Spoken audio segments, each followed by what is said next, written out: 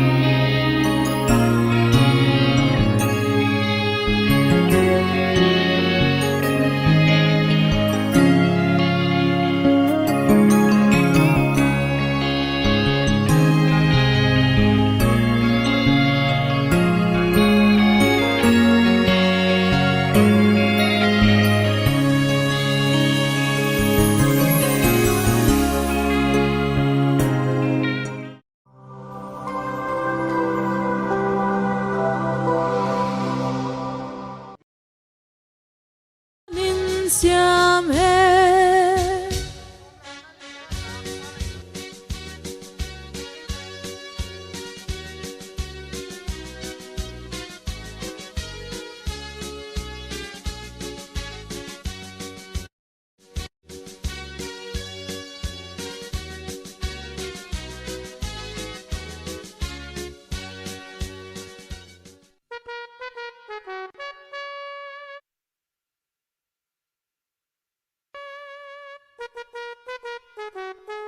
，Hello, check. Hello.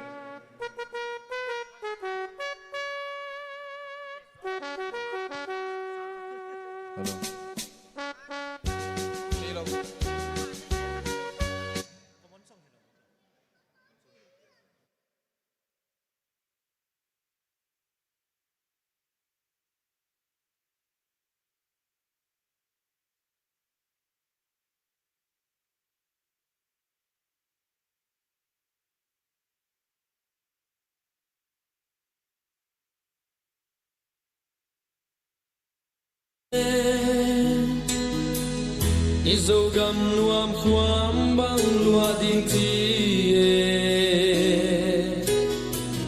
tuana pu pa izogam nuam kuatan khuam bang tan lua kei tia salpatang bang dam lai veli Vì tu thiên mang muôn lung lên lâu in mà chẳng xuân lệnh bác siêu vang in ôn luôn đi asunga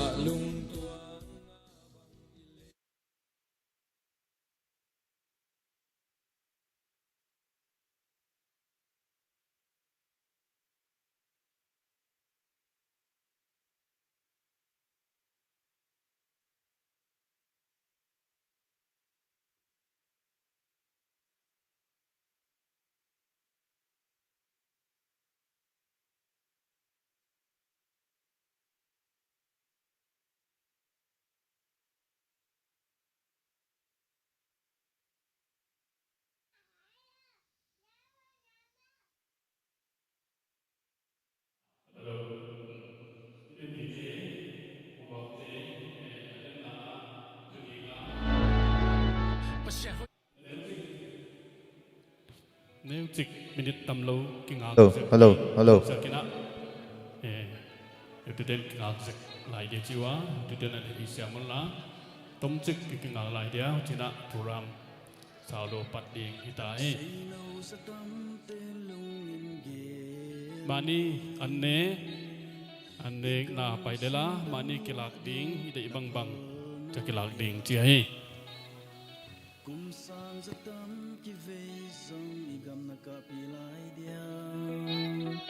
khang son man no te din halung chang ni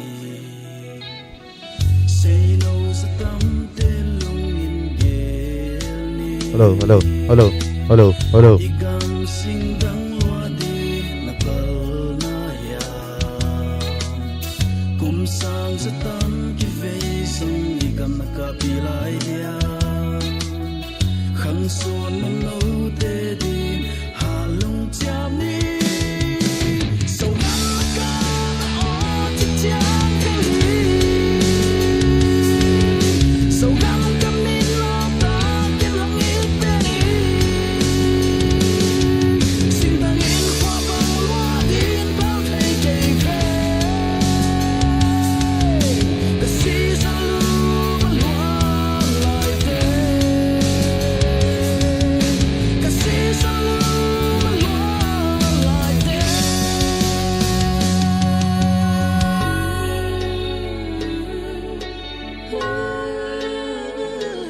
Hey, hey, hey, hey. Rhythm Mickey's on the beat, boy. Our motherland is bleeding and we need an ambulance. Cause the land I love is dying and I'm talking to my fans. So let me see your hands in support for the struggle. Please shut your mouth if you ain't gonna hustle. Man, I'm shedding tears for my brother's sacrifices. I just wanna right the wrongs, but I know I'm not righteous. ZOMI till I die, I don't need advices. I love cookies on me more than me, so I'm not biased. Long as I got the zombie blood flowing inside of me, I will keep on fighting the cause, never giving the land to the enemies. If you want a problem, I'ma give it out for free. Cause your heart don't feel the reality, your eyes can clearly see. Get it? Tell me where my brother's at, where my brother's at. So what if we disagree? I still got my brother's back. Now the graveyard is full, I just want my brother's back. You may hate what I'm saying, but I'm standing on the fact. Rhythmic, rhythmic. Mimbang kapian na zogam nuam mel hon mate lo din impal loe tang ngal liang in git bang hong di katoi ko siang ya bang zolinge kul si matang sa lai zong tingo lung yak do git bang hong din sian hoi na in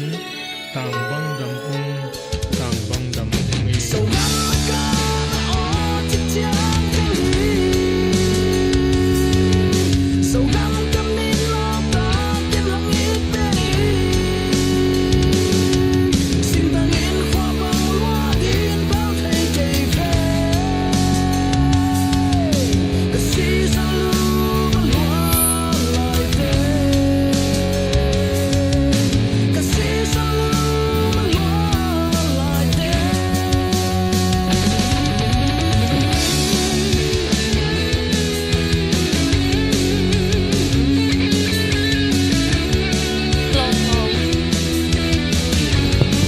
Mic testing.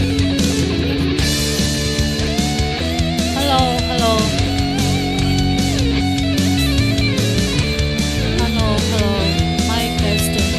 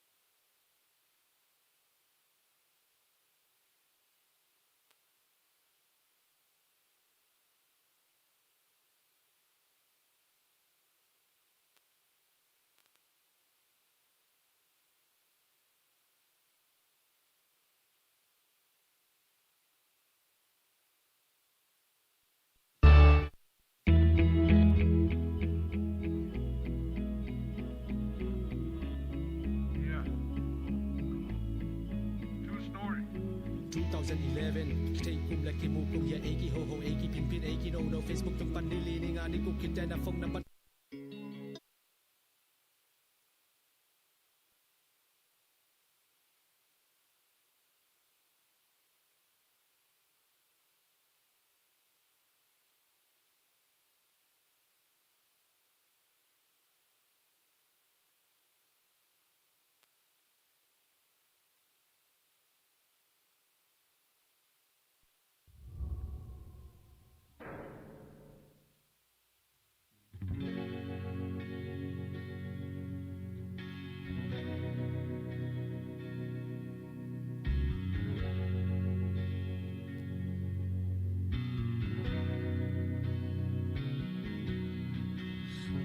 Sát xa gam luân loam hoam bằng lụa xa khó ư si sân tổ lấy xa cả bùa na xin đăng hoam bằng lụa đi nhìn cặp hal thề lô Hello mi pi te gim tao em trong khát vọng ngao ham ham itinu program ki pan pai ding a hita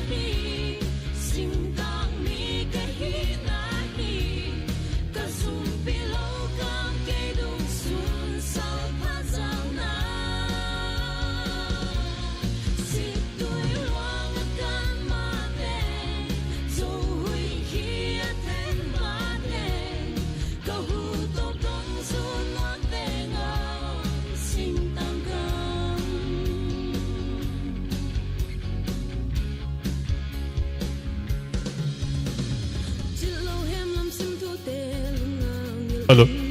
contestant ông Tung Kim Nai Lao. Contestant hay là con khán ông lại, hay là mong tu phải leo tới đi. Contestant hay là có tu khán ông lại.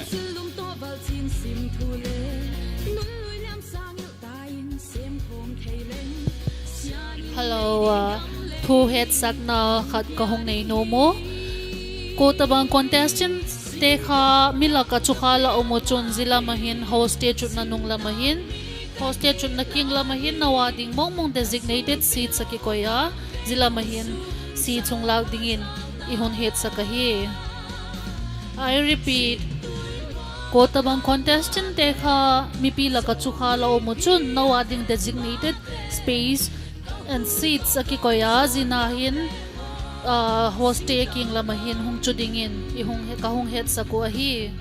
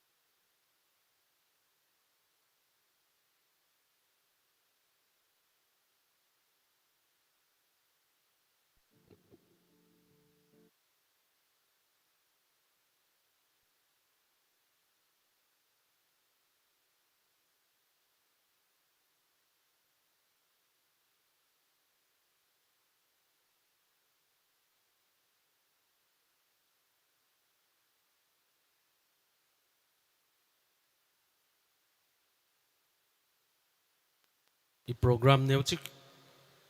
da nga pat di chi pen hong zikai ta hi manina pat lam mano ut i hi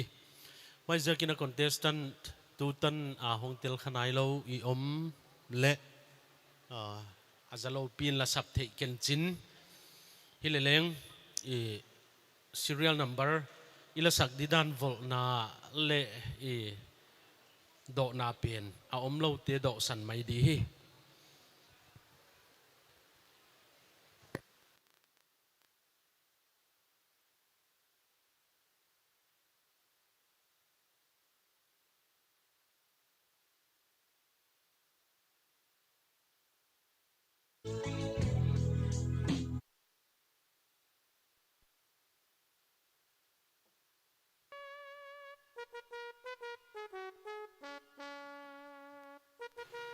hello chak contestant ten tu ni tang la sak di ni ineya common song le i on choice a hidinga contestant aom bang bang hong payun la common song khatuni ta ka sak masak di hiya common song te la ka hong common song common kichidin 1 2 3 ki gel di huai na sak na wei dinga na sak na hun ding wei dinga min gen ngai lo di gel ngai lo di hileleng na hong pai na sak dek chiang wa na minu na serial na minu na hon gen zel ding wa hi ole contestant yang pam la common song pen ni dok masadi eu tunu sindi ina on makai hella hong pai wale common song dia hi tua pen na do khit na ko le na number u thei lew chin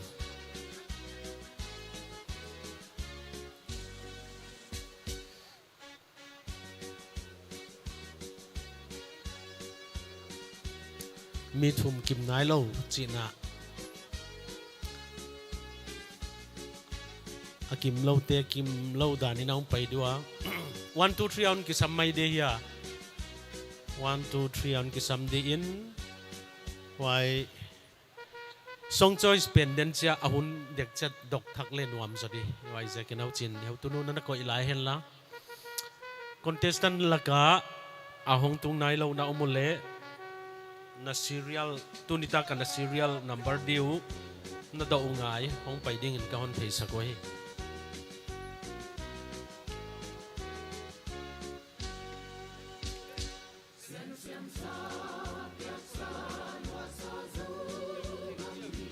school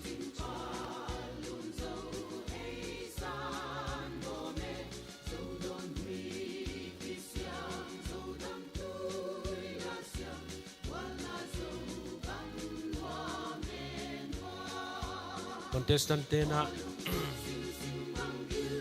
uchin toyun la hutchak common song adi hi toy do penu common song khatin samlaya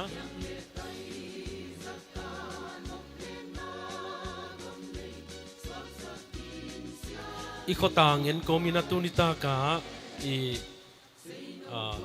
events pen mi tampi hongwap didana kingai tua lo le a ut tenga pong mo ka hong lut di dana kingai tua la wahi manina ei teng bang le hi sim mai di dana thoweng taka pat so mi hi mok zia kina mi pi awap lam te na wai lung sim kha thei le hang a hoi zodina ka ngai to wa mai zia ka tam noi noi khol lo di hi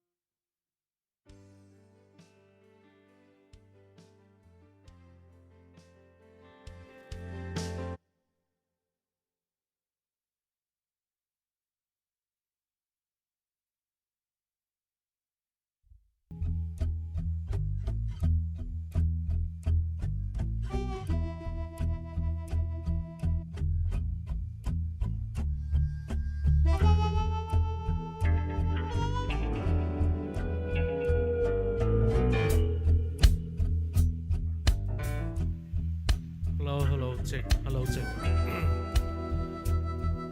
screen lam neu chik buai ma le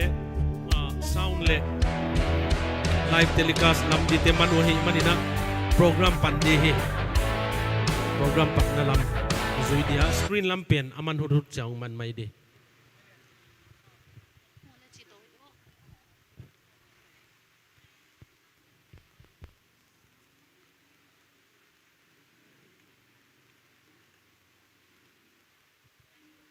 Hello, hello. A very good evening, ladies and gentlemen. Ipuru M Tuni final night too. Well, a very warm welcome to the grand finale of Global Zomi Lengthe Indian Region Season 3. The culmination of talent, passion, and incredible musical journey begins here tonight in our very own Lamka. Let us make some noise for our amazing finalists and a special welcome to the pillars of our competition, our esteemed panel of judges whose expertise will guide us tonight. Welcome. To the incredible talents who have poured their hearts and souls into this journey, our finalists, welcome. Your dedication has brought us to this electrifying moment. And finally, a heartfelt welcome to all of you joining us here in person and tuning in from across the globe. Your support fuels the dreams on this stage. welcome to the grand finale. Labonun, welcome chibay kahong buka. Tu ni hun vop tu kay ma Miss Moy le Miss Zam Zam kahiwa. Tu hin amasapen ni hun pat na dingun. Opening motivational speech and prayers by Reverend Dr. Ken P. Tombing ama hun lapig dingin ni he.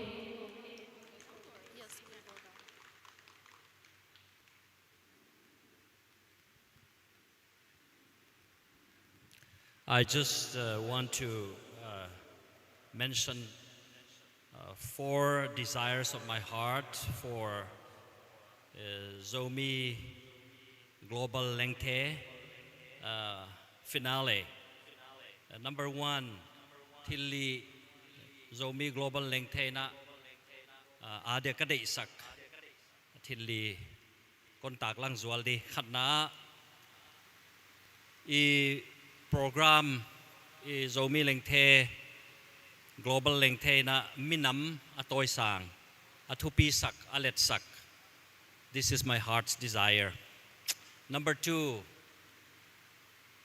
tunita kay program competition ina minam on hui hom on hat sak on kipum khat sak is my heart's desire. Number 3, Zomi Global Lengte in iminamte laka talen kisel gutam pi hon polswa. Abi kina music lama hon khanto sak is my heart's desire as well. Finally, my heart's desire for Zomi Global Lengte is that all we do will honor and glorify God. The scripture tells us that whatever we do, whether we eat or drink, do it all to the glory of God. Patian min asuk tupi tua pen Zomi Global Lengte ding na kadai sakna lian pen hi. Wa hi the na ding na thum na ina hun pat nai nei di. Ka biaku kamuanu ka belu ka kingak nau Jacob Patian, Isaac Patian, Israel te Patian, Letunia, Zomite, Mangthang kahilay hon Zongkhia, Zomite Patian, Nang Patian tak tak, Patian dik tak, kahon nei manun, Papatian, kakipakua, kalung adama, nuam kasawa, kalung muangwa, nakiang akipatu, kahon gen masape na hi. Tunita kina, Dena kagen ma bangina Zomi Lengte Global Lengte ina tildang teng teng tunga nang mamin sutupi ahi na dingin tunita kina competitor te tunita ka contestant te judges te le mi piong pai khom te teng teng nang kalakwa hong telin la tunita ka kasak teu kagen teu kahiteng tenguna teu pa nang min asuk tupia nang zana ahi na dingin nang hong wapin hong ompiin tunita ka program tungto ni na nang le nang hong kisutupin ciin na ompi na panpi na teu pa Jesu Christ minin kahon ngen hi. Amen.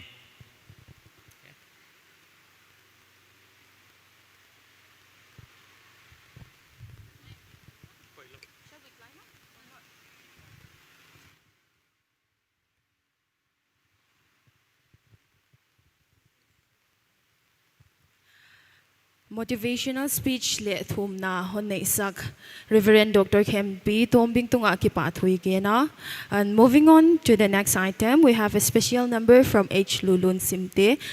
Opening song Zaila honoi sak dingina H. Lulun Simte isamahi.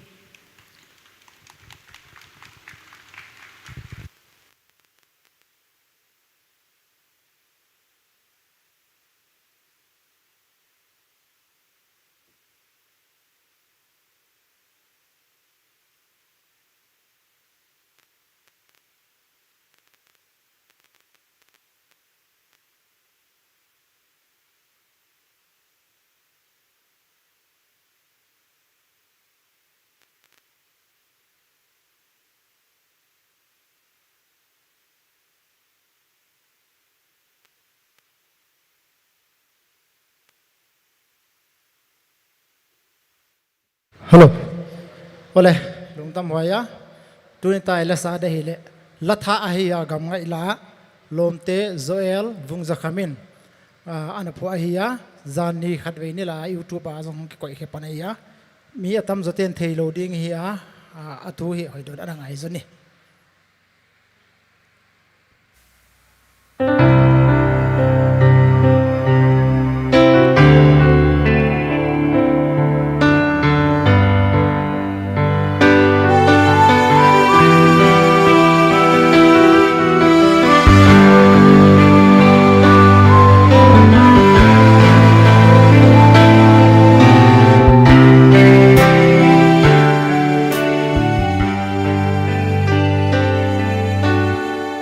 Thiên mang biếc xa y gom lấy Bù ban dòng du nề vốn tôi đi Sẽ sung sang gom lấy ngay mô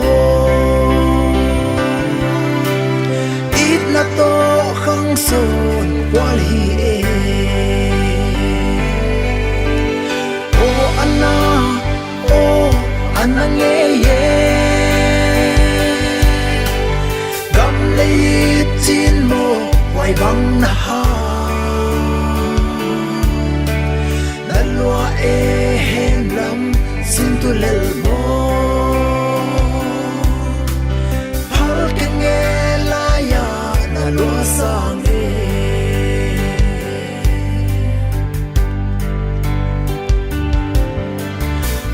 bu suy lung mô chi in mô sum băng na sel mây lom lom sang đâu gal ra tâm lại quay bằng hang in nay hang nghe gam lệ bu ba vàng hi ô Anna ô Anna nghe ye gam lấy chín mồ quay băng na ha nan lúa e hen lắm xin tu lel mồ hal cái nghe la ya na lúa sang e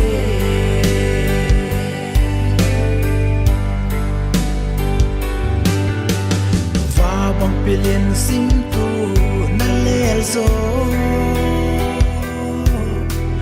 ken na ting tuang hon tung mai mo em lâu bay bang ni cop lại đi nói nghe ô mày loa nghe ô Anna ô Anna nghe ye gam lấy chín mồ quay băng na ha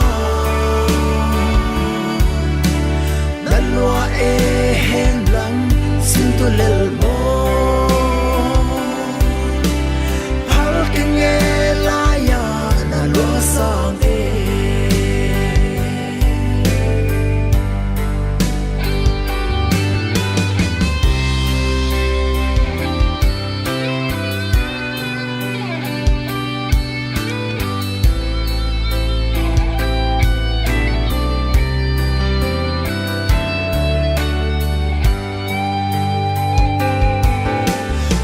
sum min hon zol zo ta mo gam lấy ta gia bang zun đi om lo e se sum ngay vàng in ô Anna la ya na lúa sang e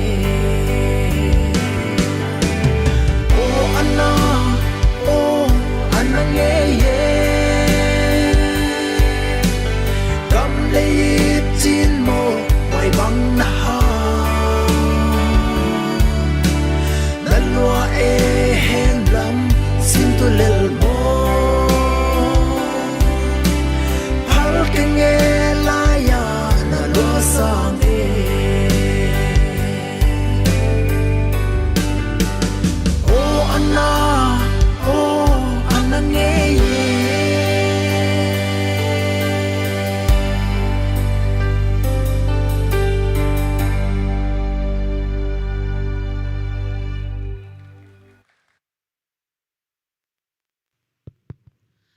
ki pa ko umama a zai lai thim ta ge hoi pik tu h lulun simte chungin ki pau thui ge na hi tu hin hun ma bana chi ki zel hi te nu welcome speech again pik ding in puti thang thom i ko hi aman puti thang thomin ahun hung lak pik ding in i het saka hi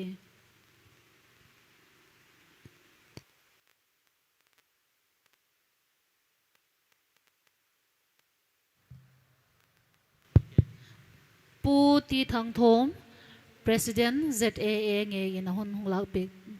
ding in na hi tunita ka hiai muna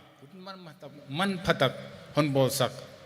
ipathian min iphat masau ahe global zomi lengthe kum sang ni le som ni lengana season 3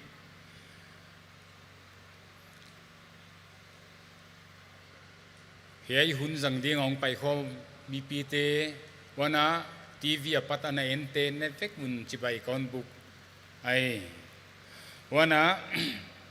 hiai program hoi takalo chinthin ani nga abul akipada pan honlak pi ngit nget e pu khen pi tombing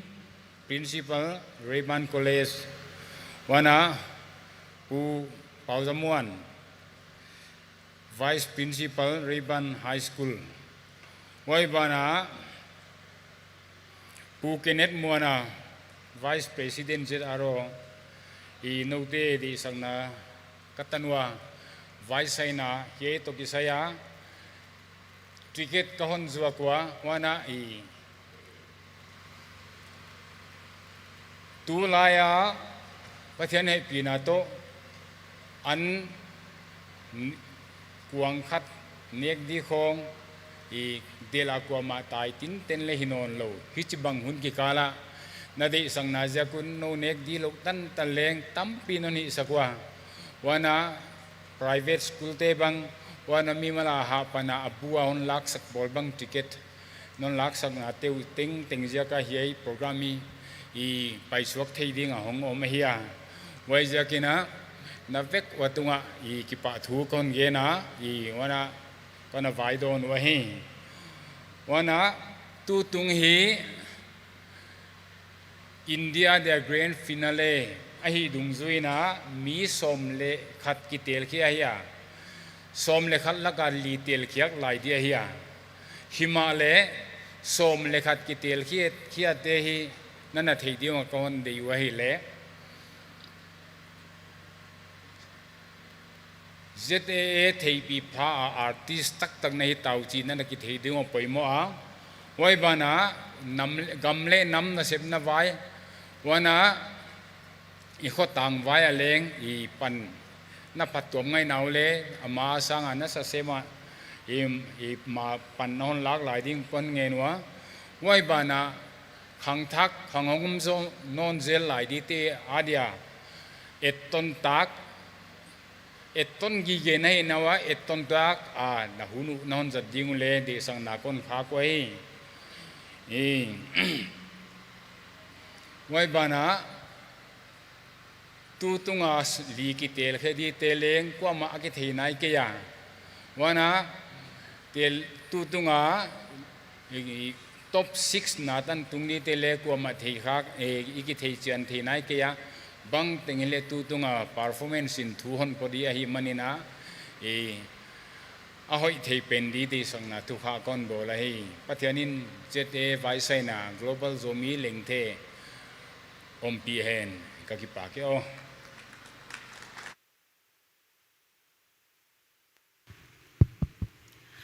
vai do na thu hon gen sak pu ti thang thuam tunga ki pa thui ge na tuna abana group song la polon sak sak ding ina ZAA Zogam Artists Association te isama hi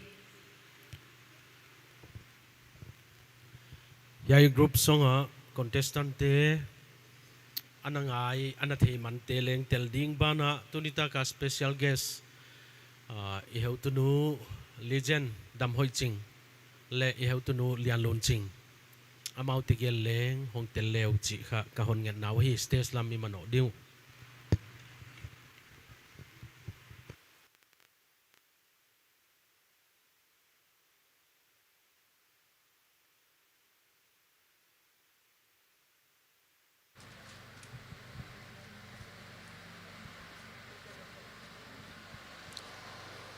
ZAA member lasa anahisa peuma sangi hina mangnun moi hitale wai bana contestant anazil khamante kwa peuma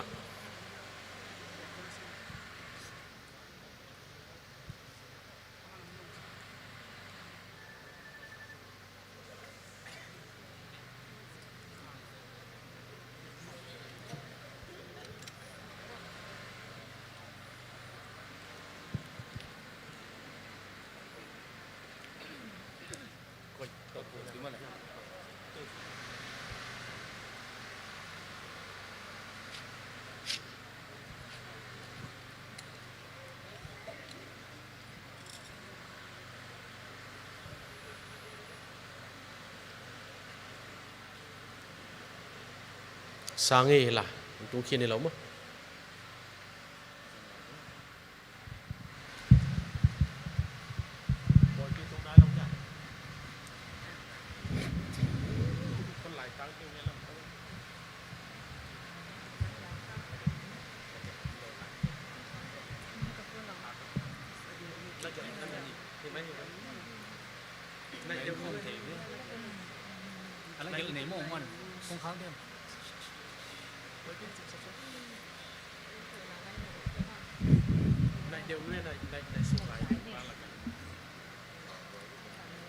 Come on.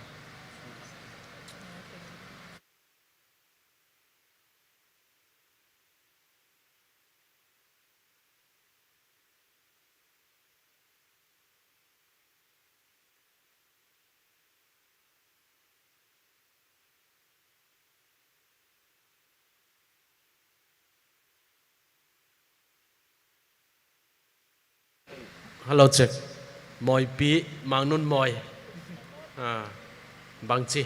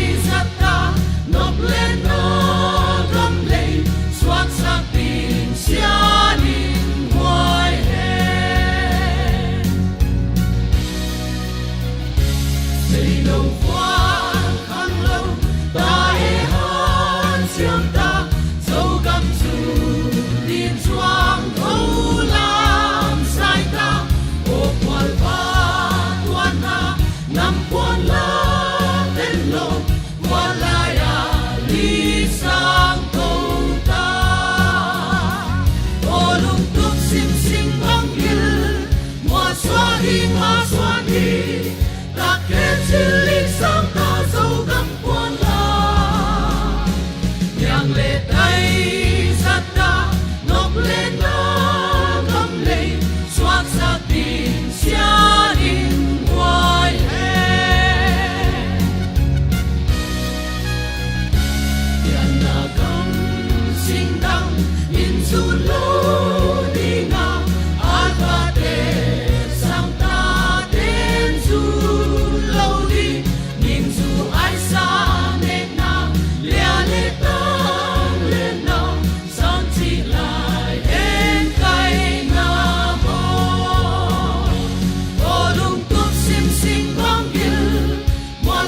thinh hoa xuân đi đặc khen chiến lịch sắc ta dấu gấm quan la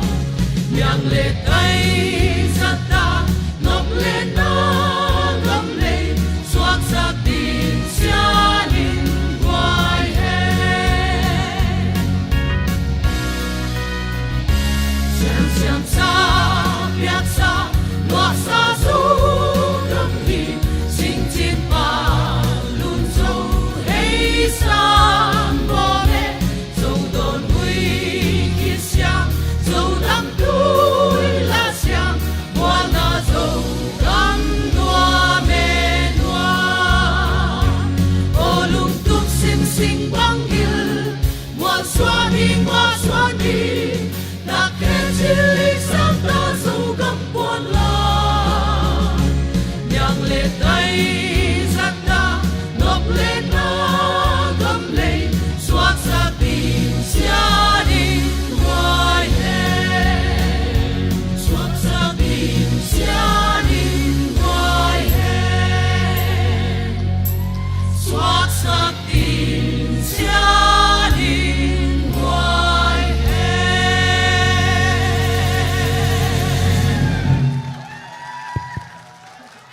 Wow, what a truly mesmerizing performance. Tunia la ehung sak speak te cheng cheng hi ZA team te hi le amau zi ka zomi te la lama ki khang to hi a amau thim na bepin lungoi lowin amau sanga thim zoding bangza thim asim dozi kun achungun ki pak thui ge na ZA te dam sot hen la mason jing dingin idei sak na te ge na tu hin aba na hun chi zelin speech again pick dingin Vice President Zeta Ronge ikaw hi.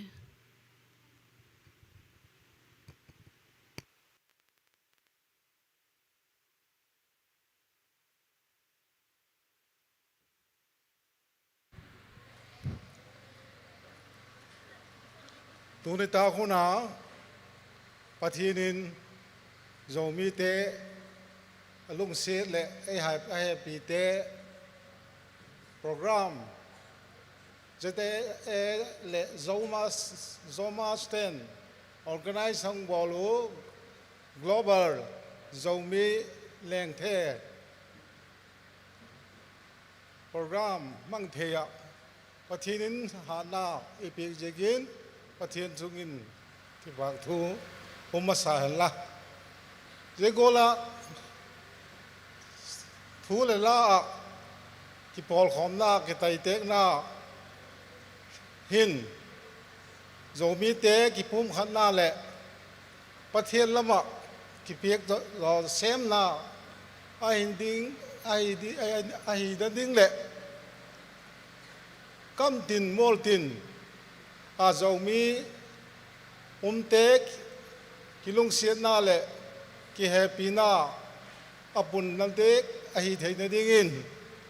zomi te la pathianin mal zol hela te le zomas te hi maban nei na lai zikun mabana program ane te uting ya a thai chana zetaro ten le ki thopi in tin pathian in le amau thil phobol te ki thopi din iging cha jegol waka chun artist te le gun chu le tom ngai takin zaila la saku kha nangu a de chau lovin zomi mi pi le nam lang chom chom ei pau he the ei pau nga thei te le he thei te a dinga pan khom na le kilung siat na apun na hi digin te le zomas te pathianin ama pui zel ta hen tam pa ke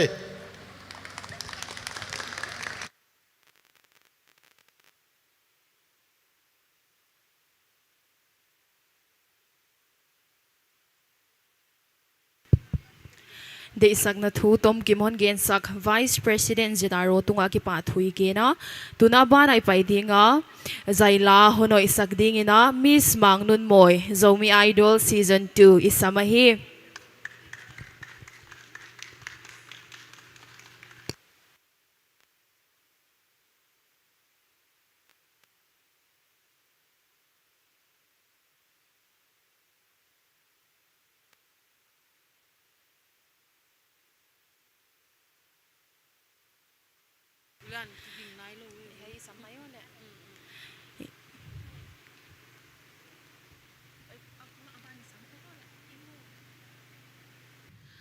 Thank you so much, Miss Ning Nun Moy, Zomi Idol Season 2. Tuhin abana hunay lagpig dingin. A speech from our chief guest, P. Mimi Kaute, wife of LM Kaute, Honorable MLA, 58 AC. Amahi tilpik in le zuingal dingin ihet sakahi. Tuin P. Mimi Kaute in ahun lagpig dingin ihet sakahi.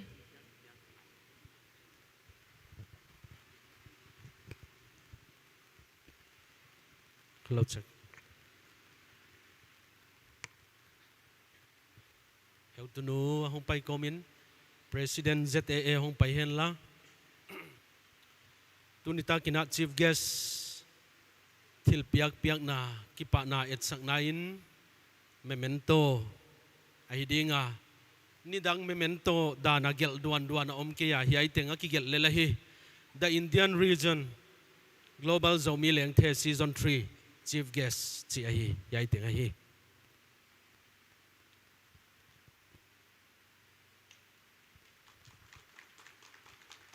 ki pa ko e til piak yai tengin ka zo dingu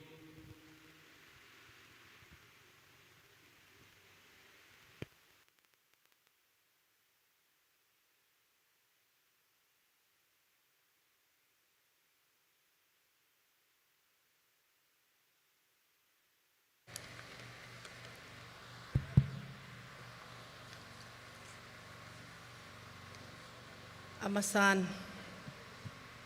ตัวนี้หุ่นหอยและหุ่นพาไอเป็ตูไอเป่าประเทศเกียนกีปากถุยแกนะไอคอมเพติชันนู้ฮีเดท29 March คันออดิชั่นไอลาบอลโลไอตักมันเห็นไอจะวัดจน 2 April คันเซมิไฟแนลไอบอลโลตัวนี้เห็นตัวนี้ชนะกรานด์ฟินาเล่ไอปุยตุงipaw patien kin avelin ki pak thui gena igam ikhosak na te ho hi boina chom choma achang le lau thonga ahi lau le gal ineyu bep hilawin isungon le gal hong pieng seka in namunin le in sungin le ilaw ni le tampi uma helale yeholakaไอเวงอ่ะยี่จันไอปุยตรงประเทศเกียนกีปากถุยแย่นะฮี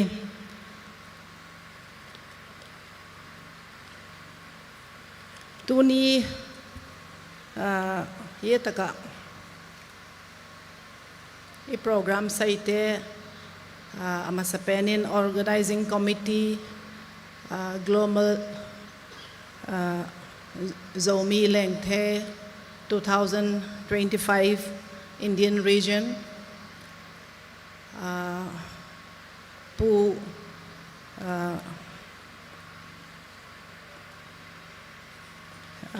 abane nung simthang katin pu hian tombing principal Raven College Lamka pu KL Mona Vice President Zedaro Hizawle special invitees Hizawachun 11 finalists Hizawle yetaka mipi eng op tu te ho hi ama sapenin kazana ka hungpi tuni hi MLA pu LM Kaute ama chief guest hina di dole hi ahin lama hi Delhi lama meeting poi mo tak attend bola chizikin ahung thei tapo organizing committee te thomat nan guest judge hi beb hilawin he tak mona chief guest mon loadinga ai go nawin thoi takin kahung dingai tunihin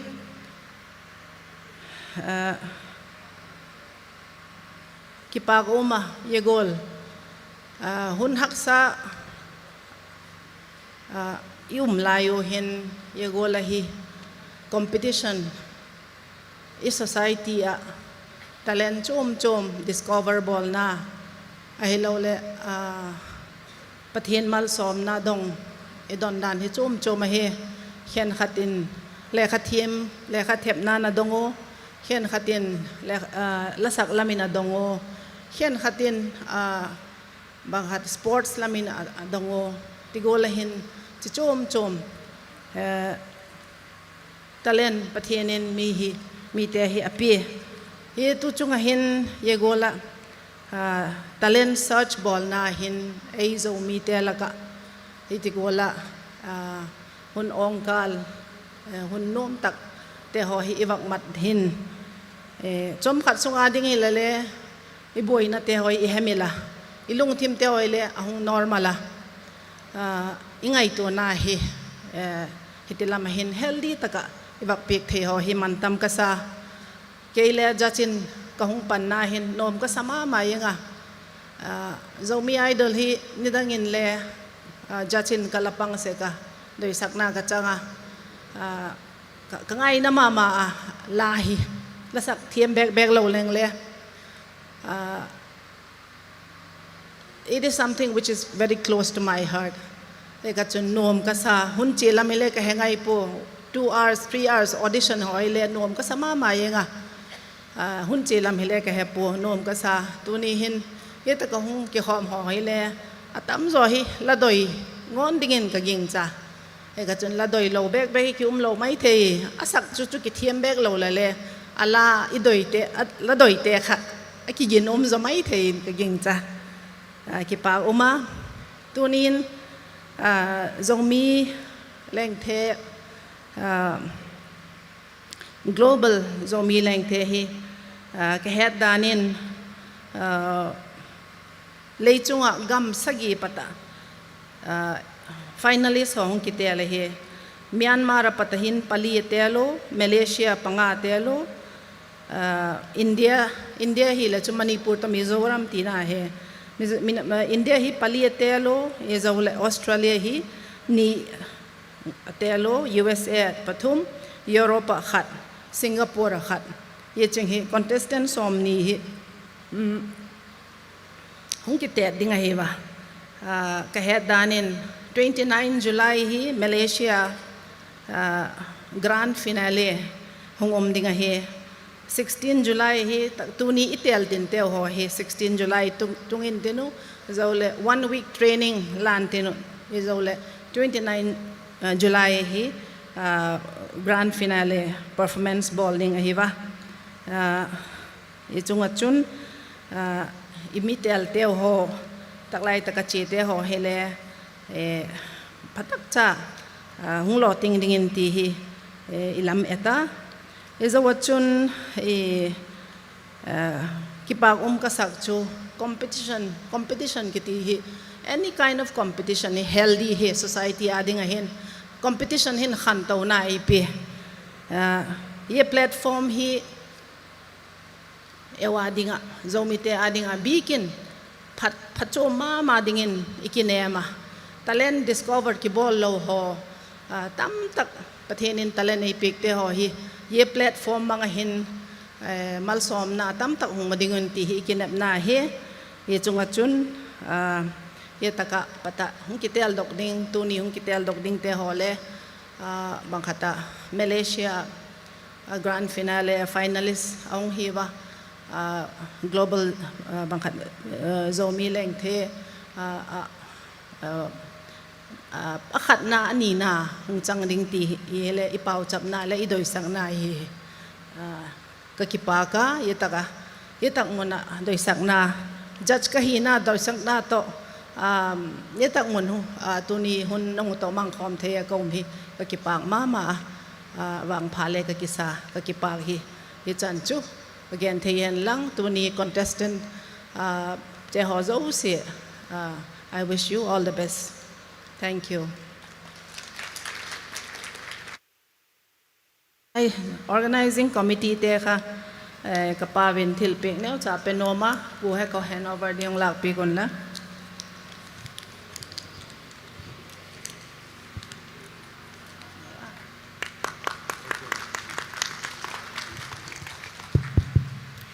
Thank you so much, P. Mimi, for speaking with us today. Your message truly resonated with us. Now, moving on, we would like to invite Miss Zen Ngai Sang, Zofa Lealty 2022 winner, on stage to mesmerize us with a soulful song. Miss Zen Ngai Sang, Zofa Lealty Sang ni Som nila ni winner. Zaila Honoy Sagdingin, isama here.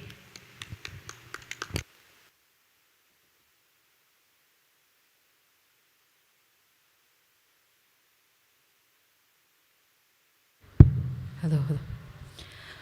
Masapenin, kelehon hoyunan pahon pia, tuni tagbang final night te bang zang thei dia hunon pia ibya ka pathian min ka phan masahi. Kele global zomi leng the final night katel thei zai hoi banga katel thei hampa ka kisa contestant te bang siam ka sa pen ma amau la kala sakhi kanarwa sim je na mo la sak dekhi himale kan le amau le all the best ka chi nervous di siam takina sa thei dina ade isak na kon pe masahi kan le to zanina vanzubili chi la kan sadi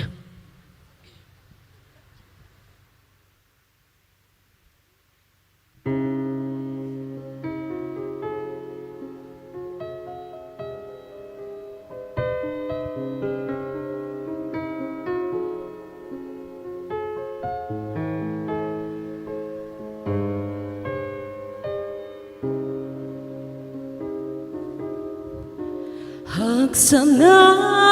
le boy na khena ukaka galdon zelin pathian thu chama hong lang di happy na ni thu pi pe van zubili ni thu pi aeng panta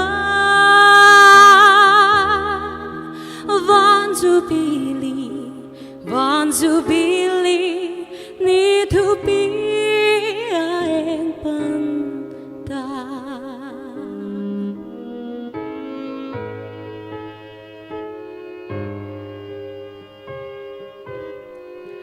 India mi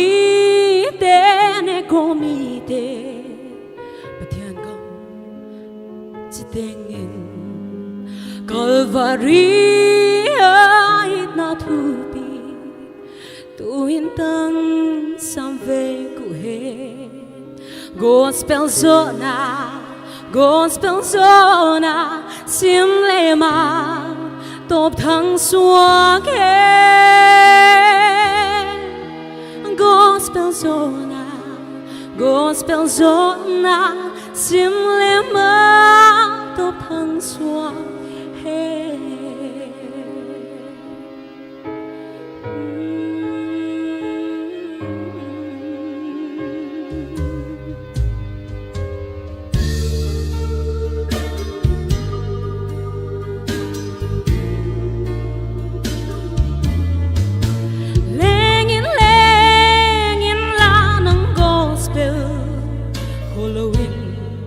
Dòng zelino sakle khang sim le ma keni na vai ho na thang xóa khe ko vel teng teng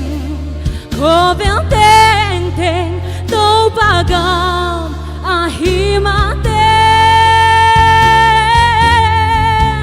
ko vel teng teng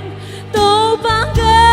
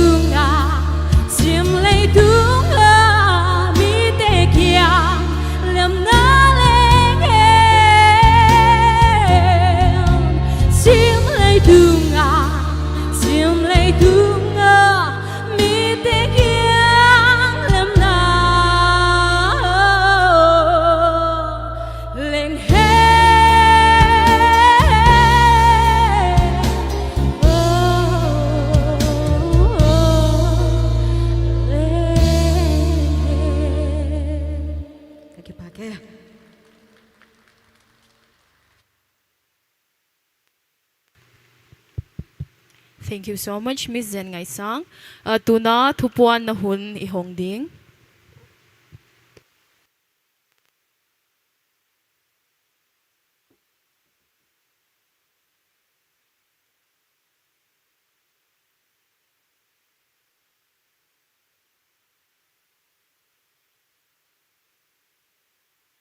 Lauche organizing committee koma ila siamte olmo na to sumzon igama hak sama ma hi manin keileng kahong pangmai di chia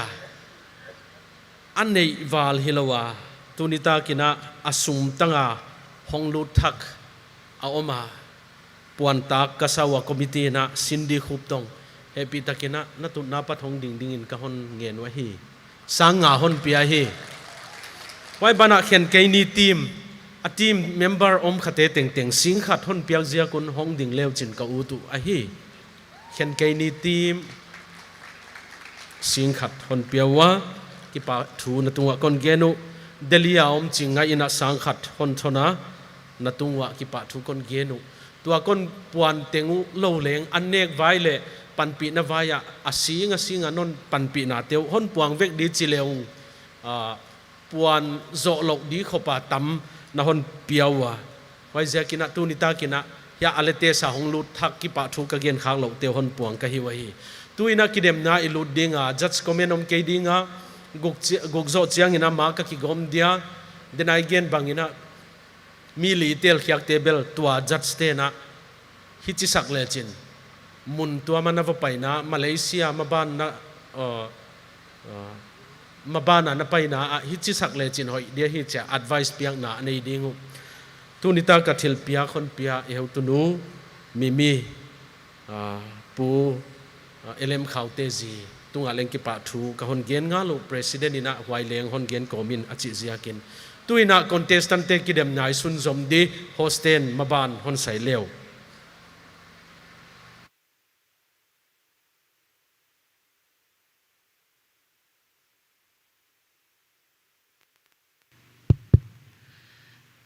mi pi te kha I chol man tawem le keu lam hi chu ka chol nai ke powa azik chu a main event kha ki pan di hiwa mo tu hin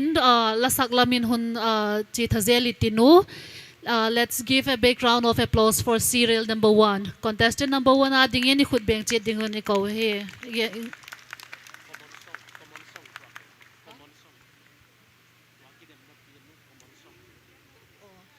tua ahung ki dem na pen dio hi le common song la khata hung ki dem dinga hiu ti hung het sa ka hi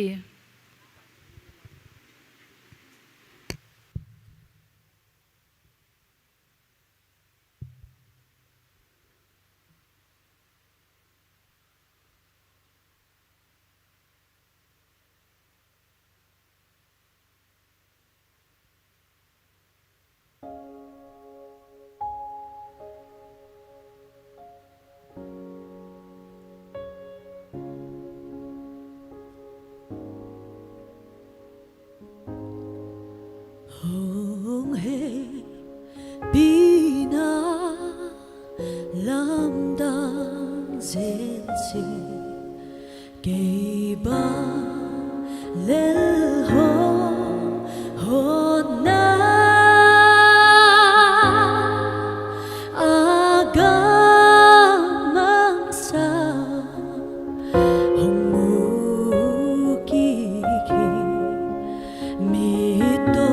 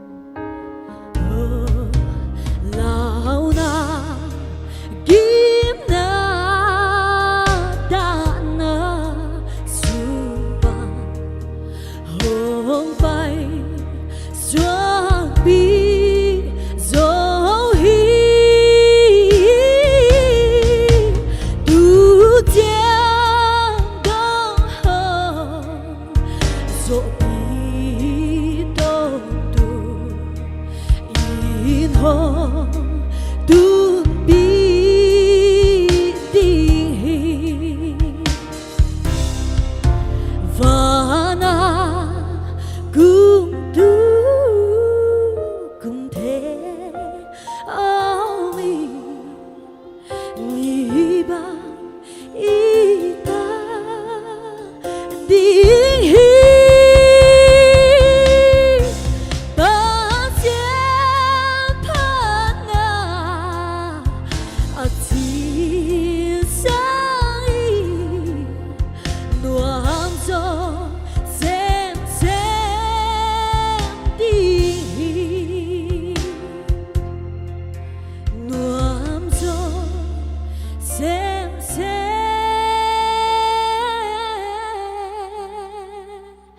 定义。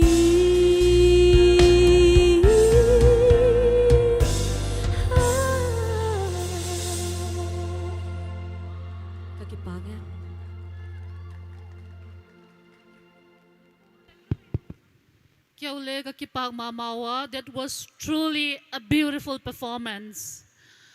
All right, everyone, are you ready for more incredible talent? Now let's hear it for our next contestant. Contestant number 2. Ikut biang chia hitiu le.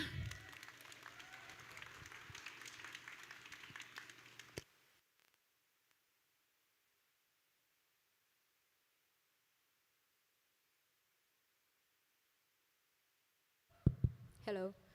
Kay kami na hile romoy ganam kalasak ding hay na pewa. Oh.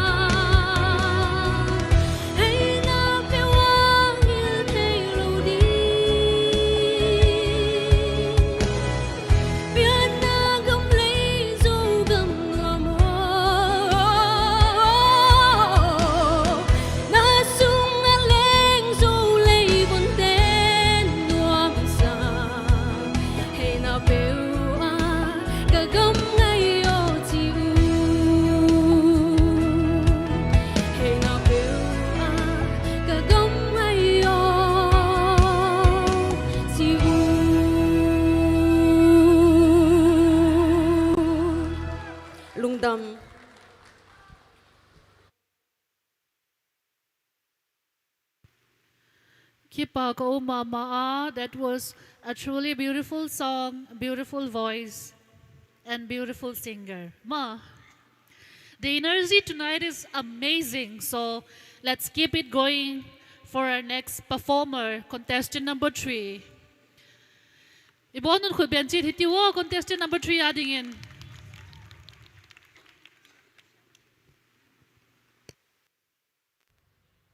Hello. Kami na hili Lucila mga iswala hiya kalasak di nga hili hayna pewa.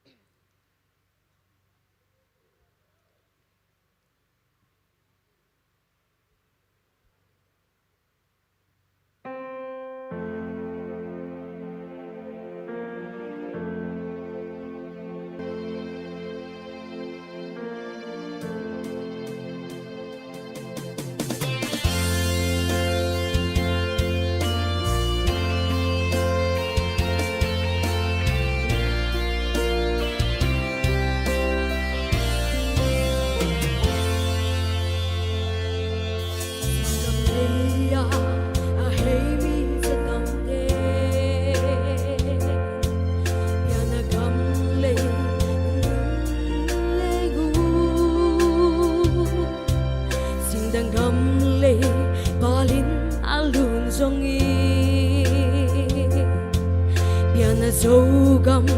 ng ngayon na hey na bewang il tayo di biang na gamlay sogam nuama na sung leng so lay vang te nuam sa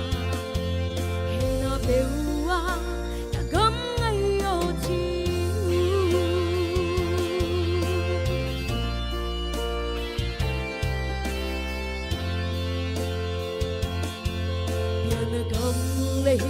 hui khi lê dâu xích tu du sinh lê la và lê siêu bang thế agam tu sinh lim đoai yo nuam na dung xian mang ngô na xiam dâu gam nuam sa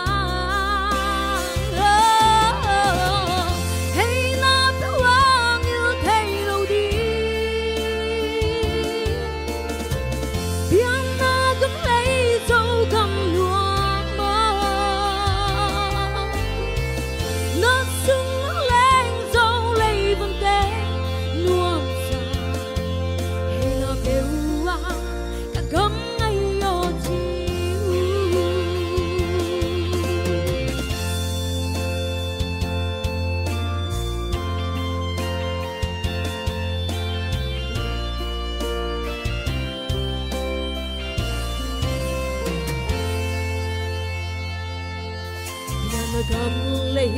pi lê pu chi lê tuai nom na dang na tuang tung song khol khom se lia lê dang te nun dua ma khol khom na sin nem ya tu san mai ding kia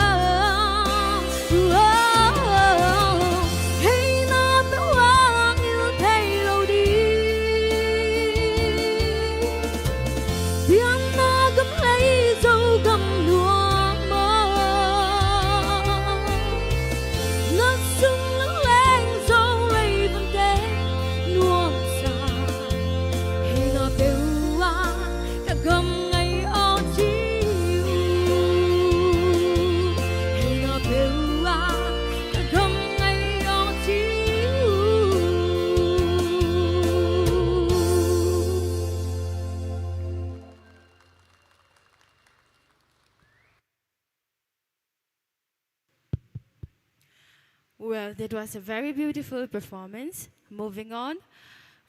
contestant number 4. Last ding ini samahi. Contestant number 4. Mipitin khutbet nato iwap ding.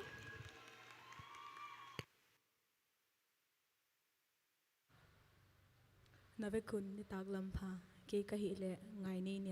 nyang boy chi ka hia ke hon la sak dia hi le heu to pa visyang phu phwa he na pewa chi lama ka hon sa ding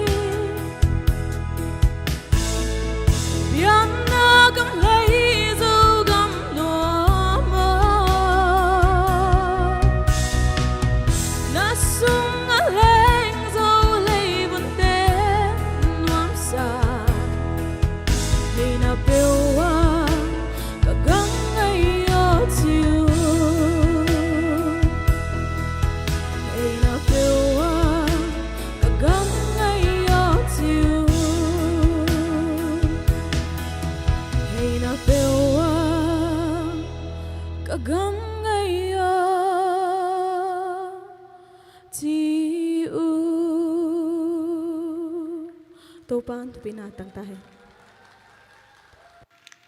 Well, thank you so much, contestant number 4, Ngai Nei Ning, for such a beautiful performance. Well, we have seen some incredible performances tonight, and we have more to come. So please welcome contestant number 5. Give it up for contestant number 5.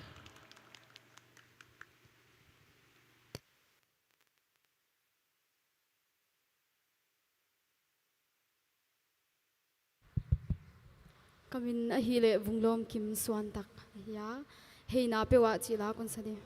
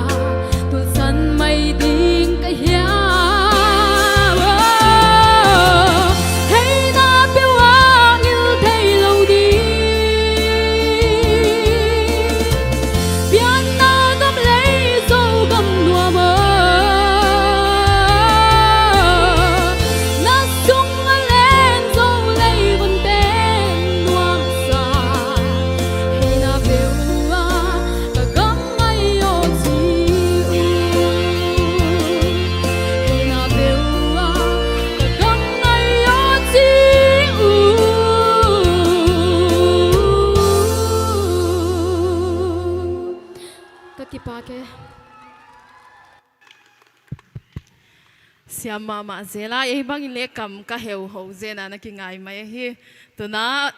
abana contestant number 6 lan sa ding ni samahi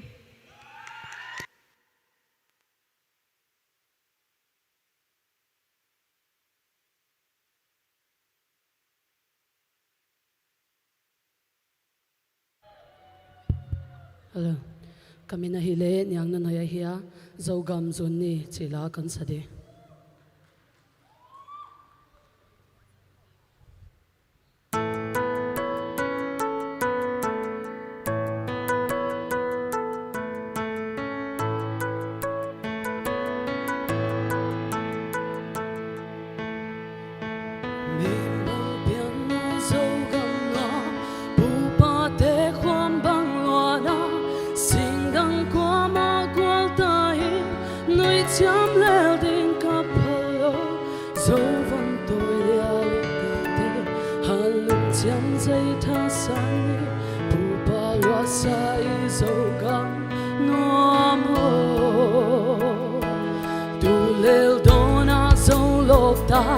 Thằng hậu lian đâu hậu lung toa sil bang năm chân te pa na so gam lay tang o na san mi te bang hong lo lo ve tu nu so gam lay tang o tu bang kai din ka pa lo so gam sun din quang quan din hia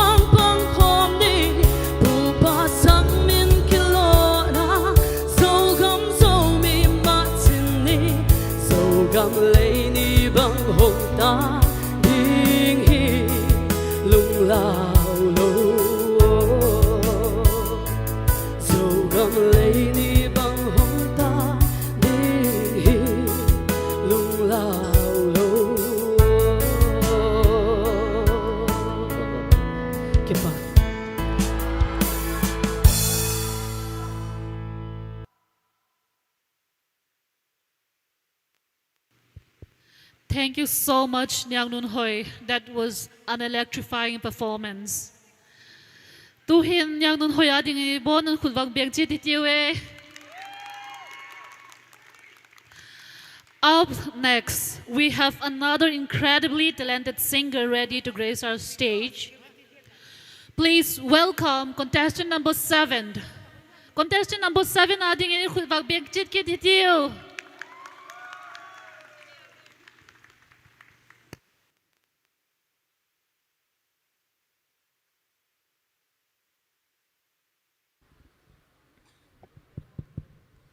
Kamin ahi le go ngai ki mahia tunitain itna lamdang chi lang saning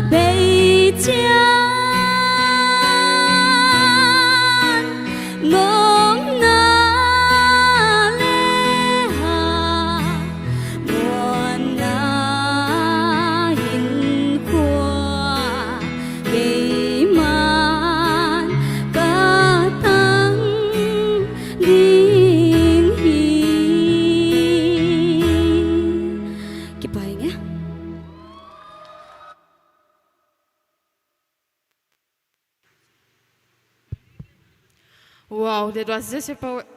such a powerful voice. Moving on, we would like to call contestant number 8 to rock the stage.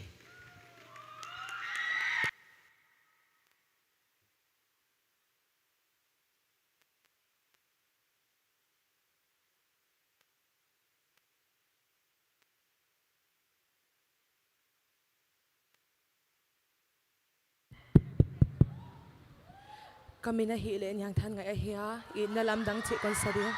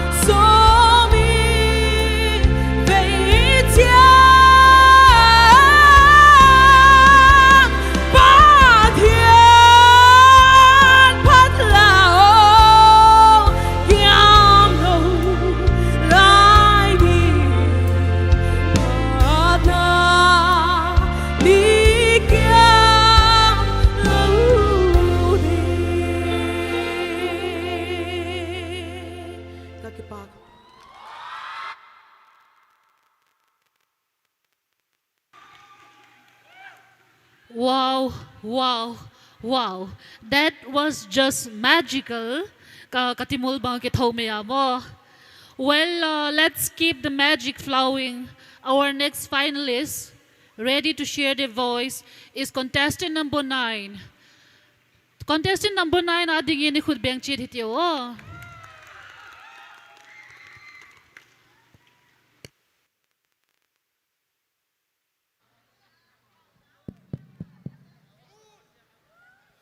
Kamin ahi le ke songdan mo hiya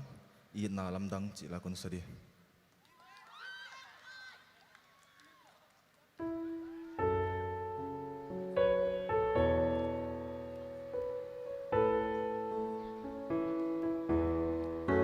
Itna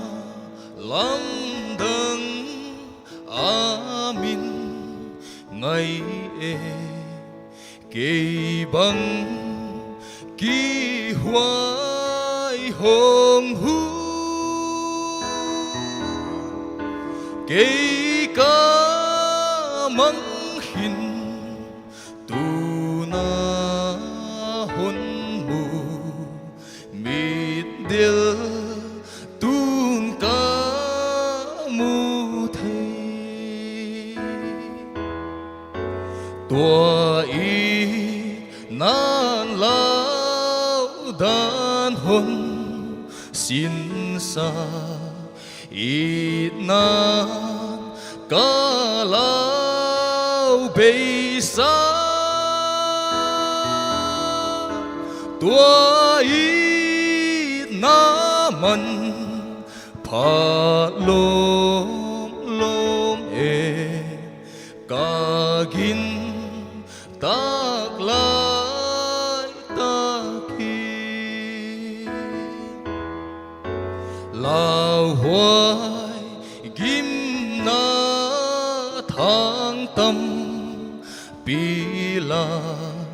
kê ca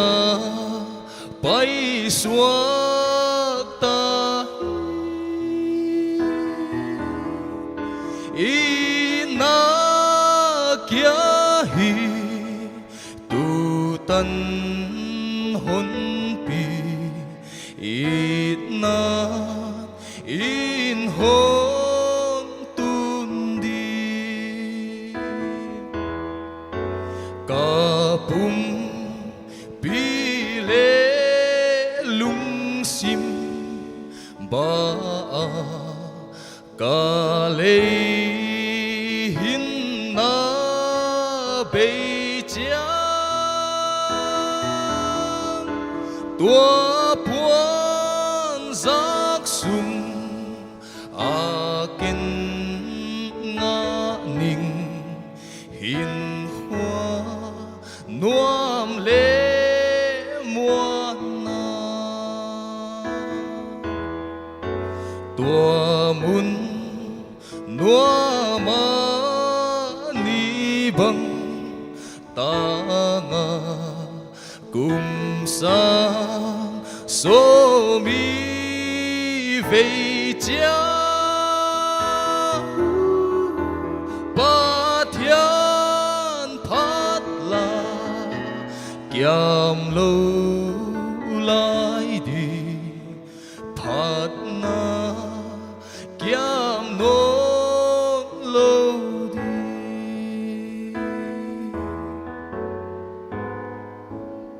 ba cái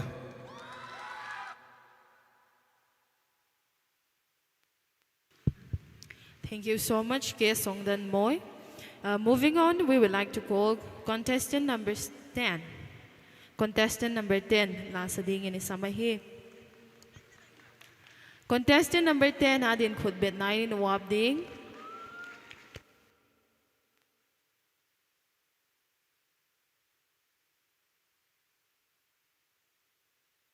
Kay kami nahili, VL Muan Pui Valte kahiya, hina pewachi konsading.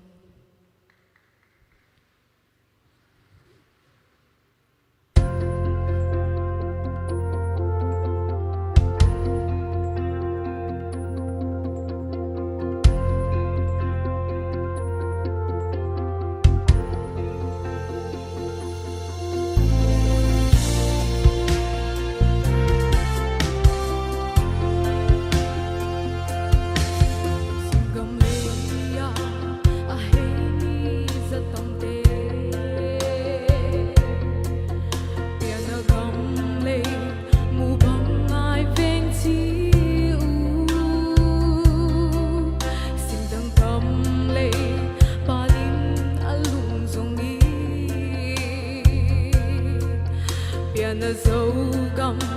nắng ngày ô anh ai hay na phiêu ang yêu thay lâu đi biến na gấm lấy dấu gấm nua mơ na su ngã lên dấu lấy vốn tên nua xa hay na bèo á cả gấm ngay ô chiều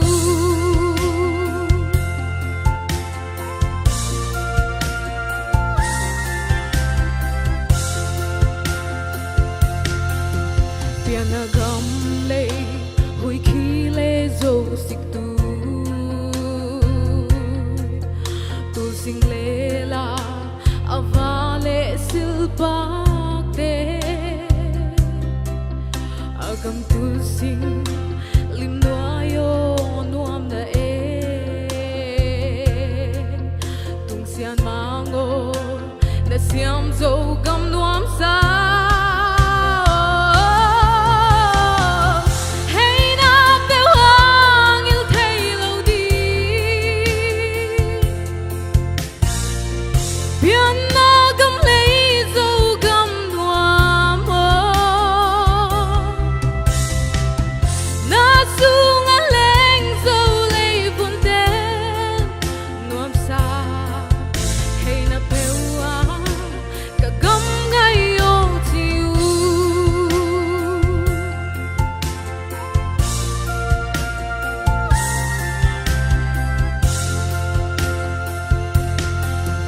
biển na gấm lấy pi lê pu chin lê tua nộp na dana tuang tung zong khol khom dê lia lệ tăng tê nun noa ma khol khom na sing gam lấy ya tu san mai ding ka hiya hay na bèo ang yêu thay lâu đi biến na gấm lấy dấu gấm nua mơ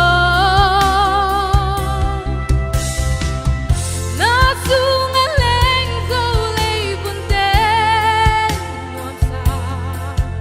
hay na bèo ang cả gấm ngay ô chiều hay na bèo ang yêu thay lâu đi biến na gấm lấy dấu gấm nua mơ na su ngã lên dấu lấy vốn tên nuam xa hay na bèo ang cả gấm ngay ô chiều hay na bèo ang cả gấm ngay ô chiều lagi pakai Kipago mama Miss VL Monpui Valte in La Hoi taklay hong sakpik zikin tuhin first round ading atop na pen hidingin contestant number 11 nge ikawahi ama adingin khutbak bet pik chit hitiu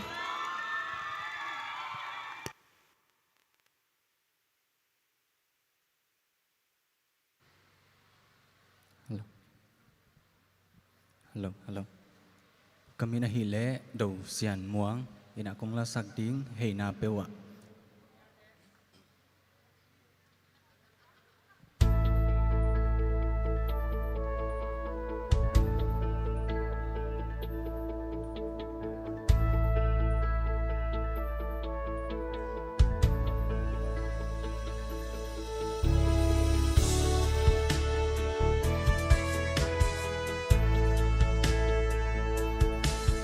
Singam leya a hey mi zatam te Yana gam lay mu bang ai veng chiu Sing dang gam lay Palin alun dòng in Biên na dấu găm nang ngày o anna Hey na bewang yêu thay lâu đi Biên na găm lấy dấu găm noa mơ Na sung a lên dấu lấy vần tên noam xa Hey na bewa ka gam ai yo chiu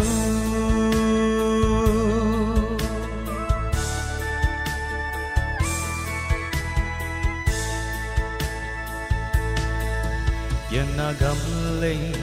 hủy khí lẽ dâu xích tươi Tul sinh lẽ la và lẽ sữa pa thế Agam tul sing lim noa yo noam na Tung xian ma ngo na siam dâu gam noam sa Hey na bewang yêu thay lâu đi Bian na gam lấy dâu gam noa mô Na sung a lên dâu lấy vần tên noam sa Hey na bewa ka gam ai yo chiu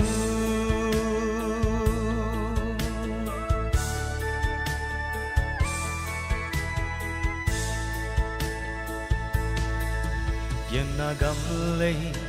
bi lẽ bu chin lệ toai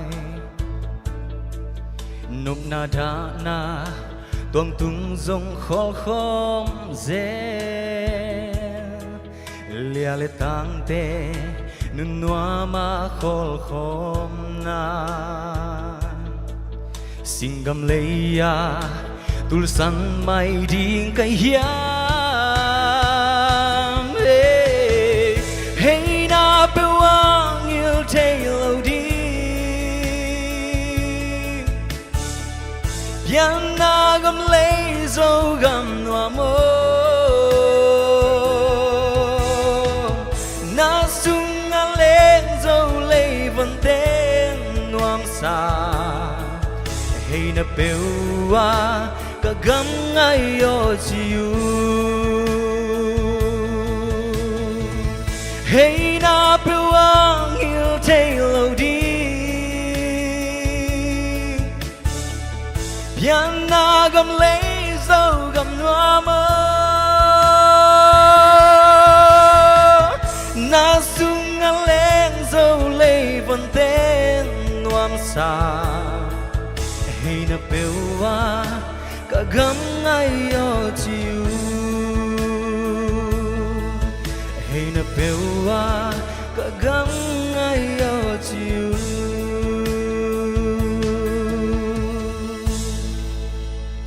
Lung đam mê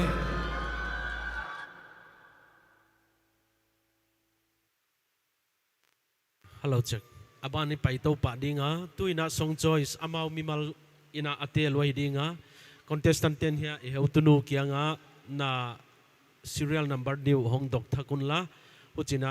abana hosten samto ngaldi khat hit khatina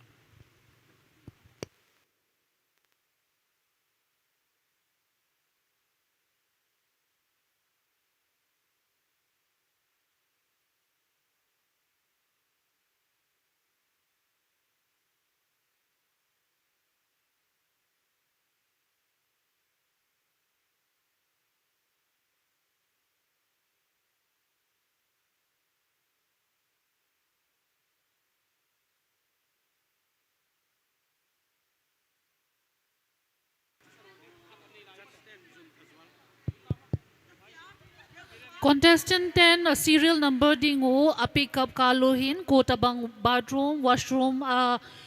mangu to chun mi pi te break chom chai hong a hi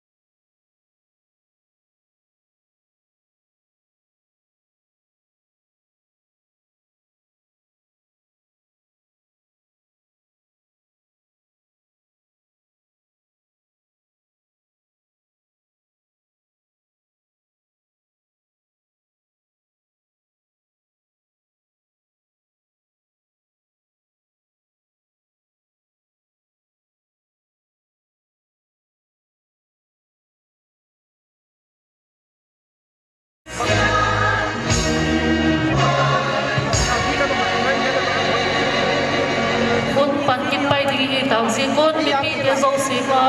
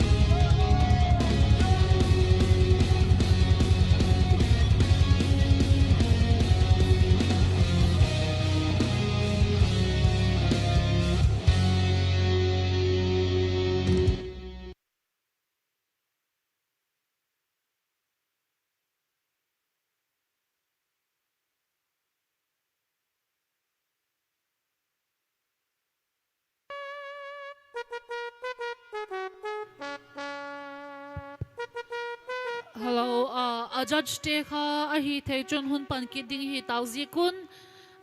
judge panel kha ai chu ai lo pek ding en ni hung het sa ka hi.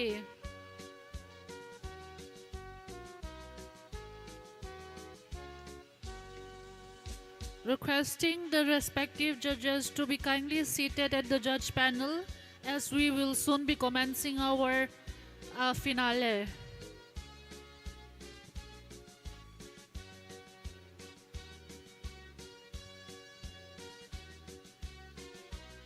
Tuhin final round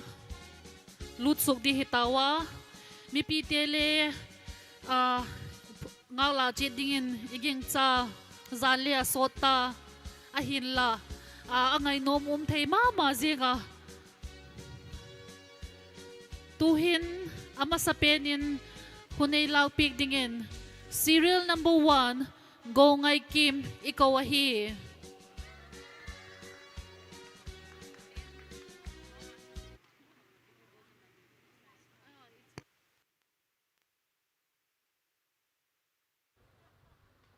Hello. Abraham Pathian, Silang Saning.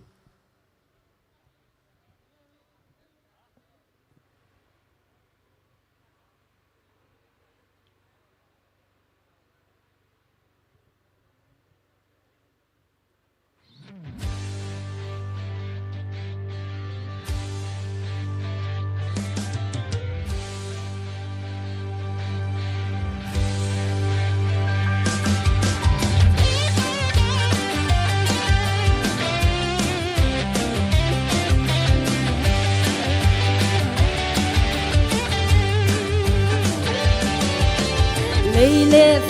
na alyan pe Jehovah Pathiano Alpha le Omega hi Veini nei ngay lâu Ku nei na nga ahi Kwam bang ki Pathian Athu pi in na lam dang hi Hong pa to yung nghe Abraham Pathian Isaac Pathian Ko Pathiano, ko te Pathian biag dim kilom, pat dingin kilom, patoy na te, tupi na te, vang lên na khen pel, sang pen Pathian nang ngahi, hong lian sa ku.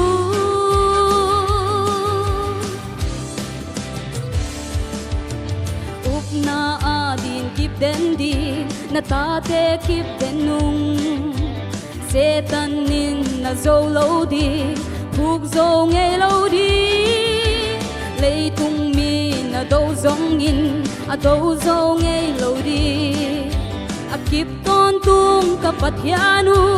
hong pa to yung nghe, Abraham Pathian Isaac Pathian, sa ko Pathiano, ko te Pathian biag din kilo.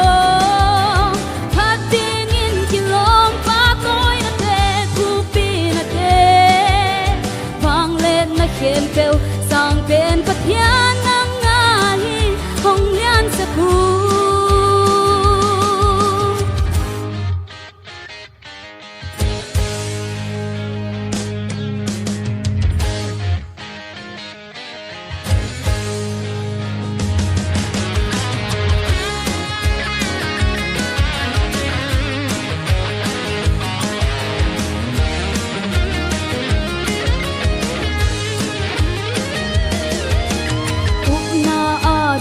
Den di na tate kip den nung Setan nin na zo lâu đi thuộc zo ngay lâu đi lấy tung min na đâu giống in đâu zo ngay lâu đi kip ton tung ka Pathianu hong pa to yung nghe Abraham Pathian Isaac Pathian sa ko Pathiano ko te Pathian biag dim kilom pat dingin kilom patoy na te tupi na te vang lên na khem pel sang pen Pathian nang ngahi hong lian sa ku เป็นปัทยานางงาฮีห้องเลี้ยนสกู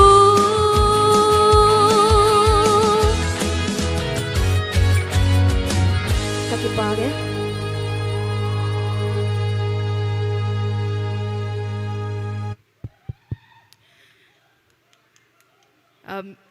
Serial number 1, Miss Go Ngai Kim Hon Zom Ding ina. Serial number 2, Niang Nun Hoi Isamahi. Serial number 2, Miss Niang Nun Hoi Ahi.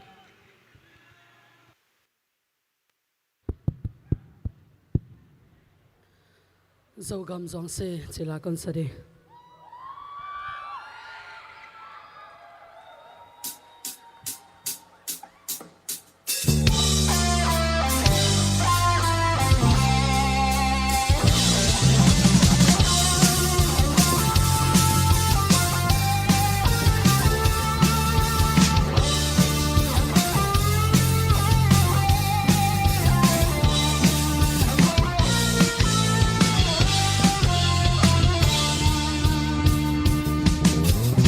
Doang ingin sogam suan se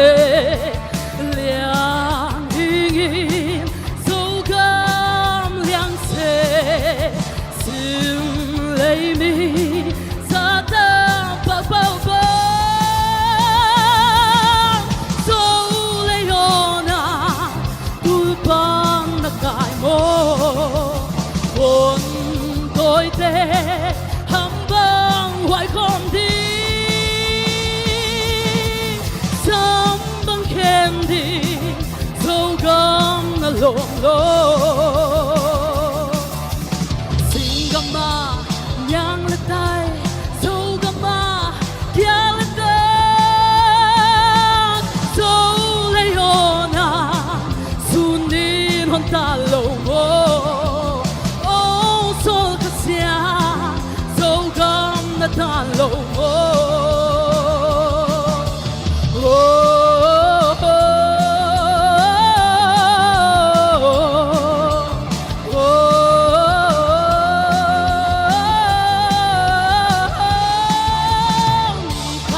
ta song le se su mil ya zoa le ya con tôi hong ite luôn ta đến he min bia se su do he mang king se su vang hie cây xoa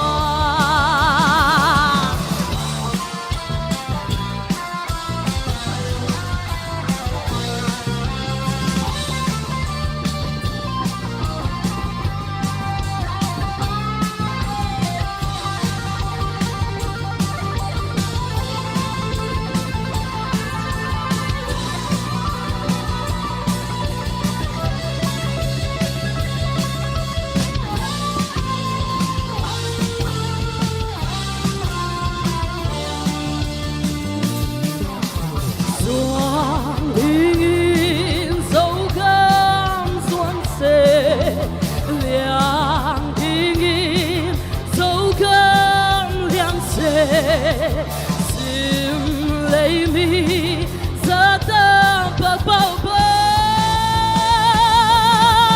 dấu lấy ona tu ban na kai mo vốn tôi te hâm bang hoài không đi sớm băng khen đi dấu gom na lộn lộn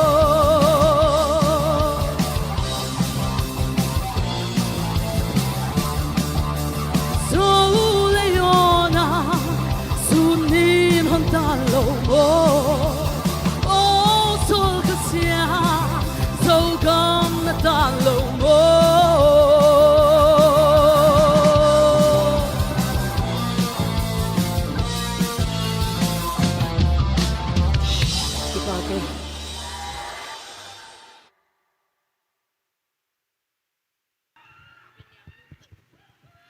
Tu hin aban chi thazelin serial number 3 Nyang Than Ngai ikaw ahi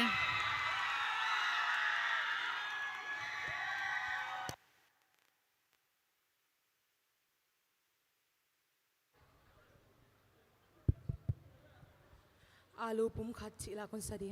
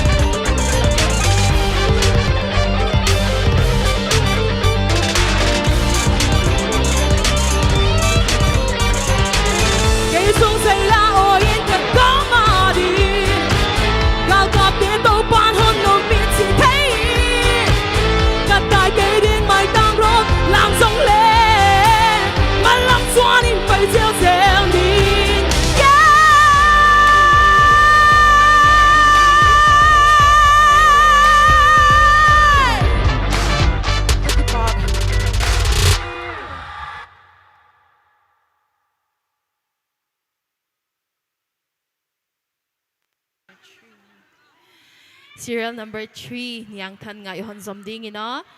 Serial number 4 Do Sian Moang Isamahi.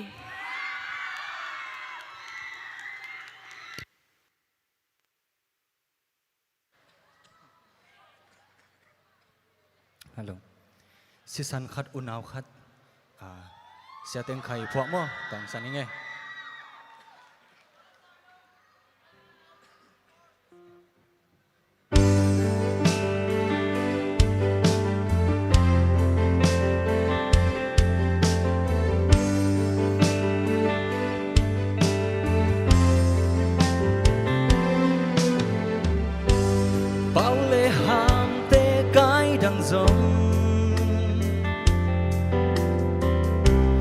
Gia lệ tông tệ kỳ đang rồi tuôn sung khát biang hi hằng nghề dấu xuân dấu mi tê hi hàng nuam lê ngan nuam khom tê hi hàng đã lê nga đã khom unao hi hàng xin chú kharin gom tùy bang loang khom đi dấu mi tê hi hàng ghi bang khen thế hi lâu si san khai hi hàng ghi lam đan na lê ghi bao lâu na tem tua là khia về ni dấu gam dấu mi kiêu bằng khăn đi han cham ni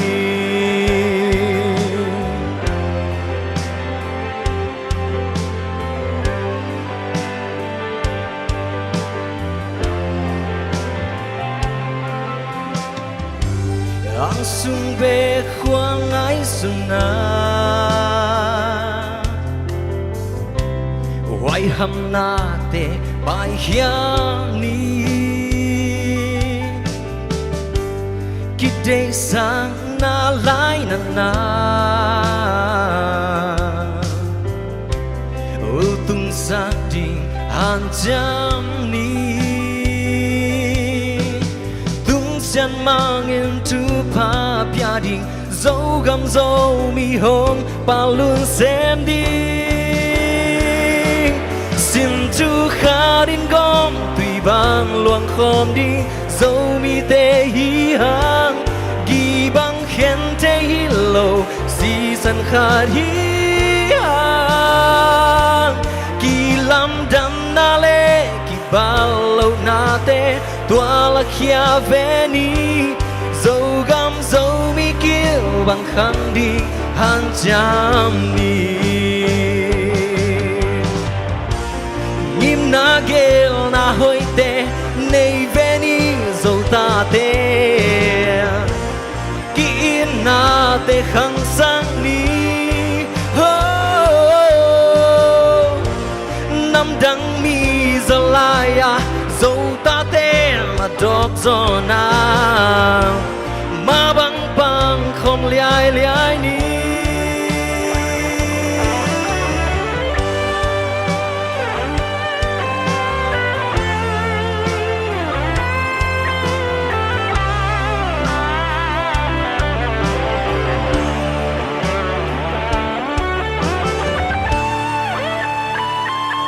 xin chú khá đến gom tùy vang loang khom đi dấu mi te hi hang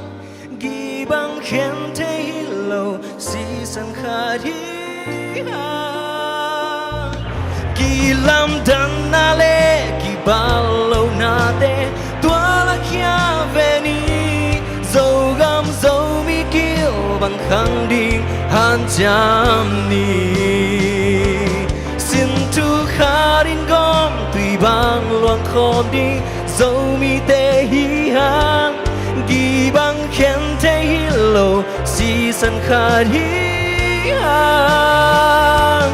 gi lam dan na le gi ba lo na te tua la khia về ni dấu gam dấu mi kêu bằng khang đi han cham ni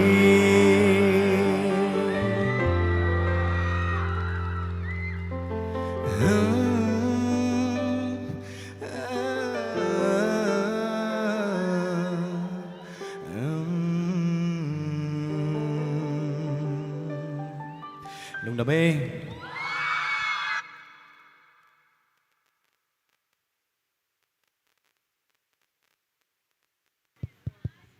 tun abana ahun hung lau pik dinga hile serial number 5 row moi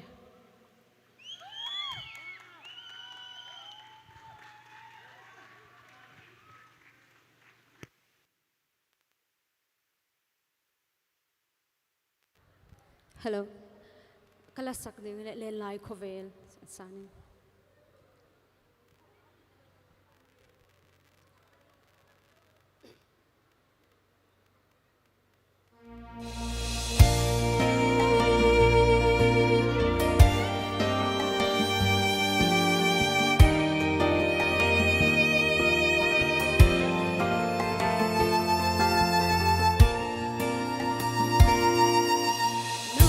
Ti khôn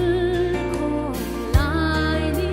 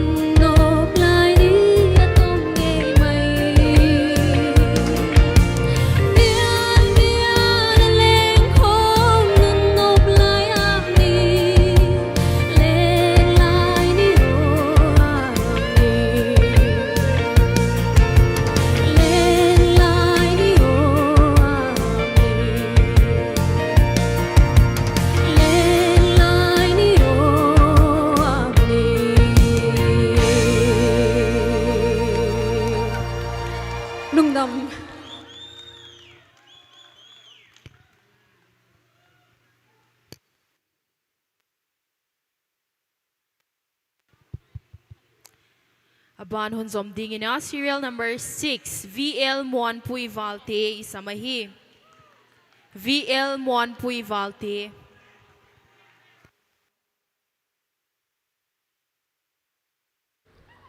Thian mang nang lawin chi original song kapala phwa kon sadi.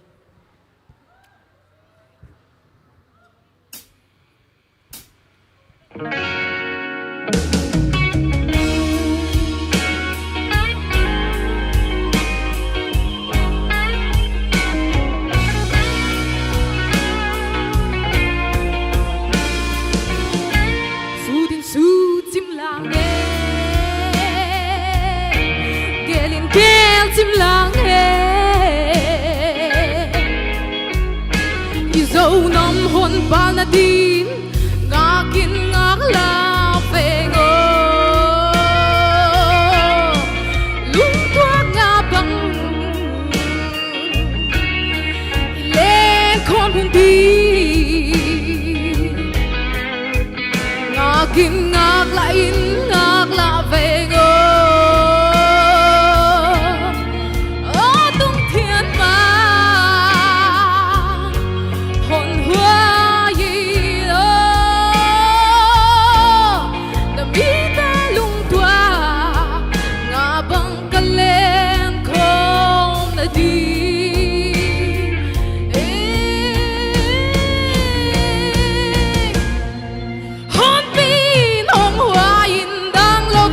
He take you.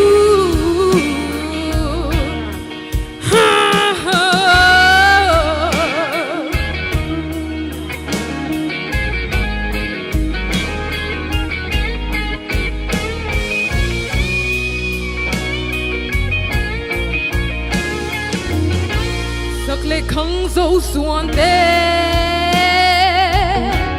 bằng đồ anh hôn kim hiền Eile do bat bang kisai di lungi ge sianin hon pia paule hamte di bang ken na hilo sian lem gel hi atung thiên ma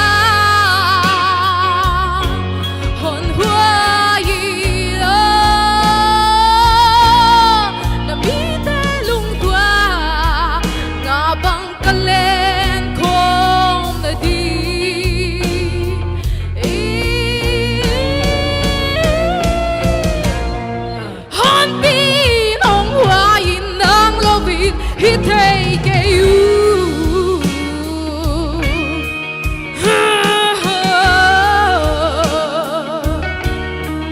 Oh, tung thiên ba nang lovin, nang lovin,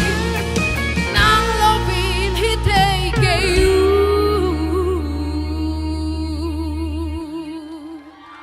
Okay, Papa.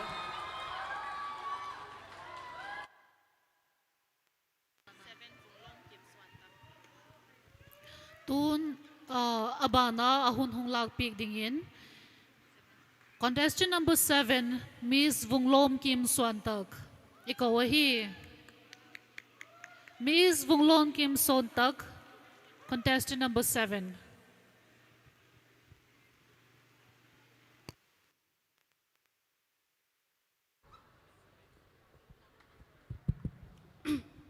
Naka thom chila kon sadi.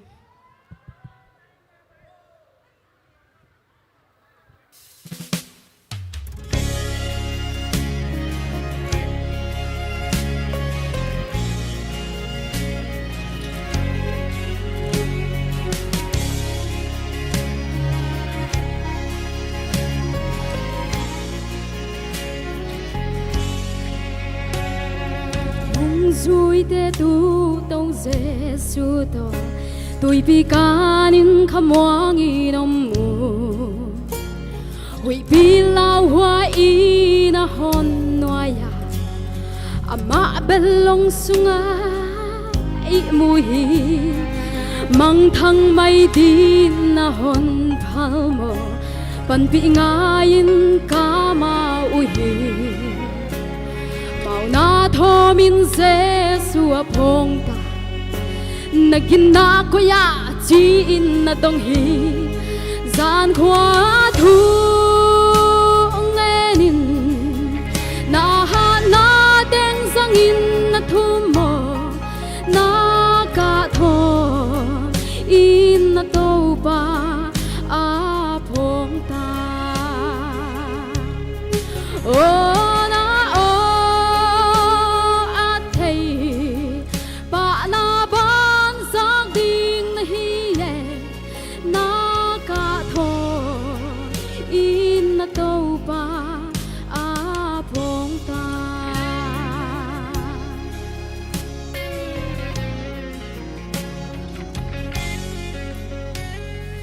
in lâu la in a hong tung đi hui bi in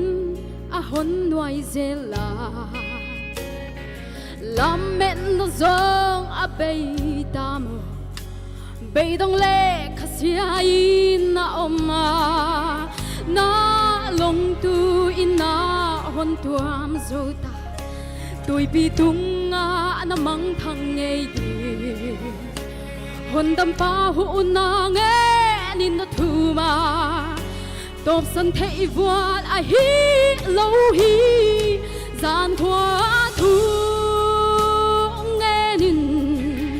na ha na đeng sang in na thu mo na ka tho in na tô ba a phong ta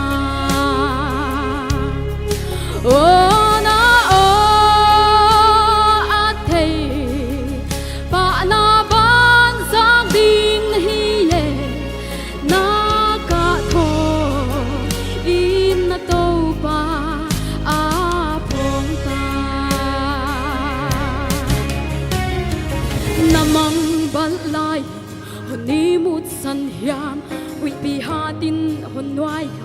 tui pi thuk ta ka hi zong le ngak zo in muan na hong tung đi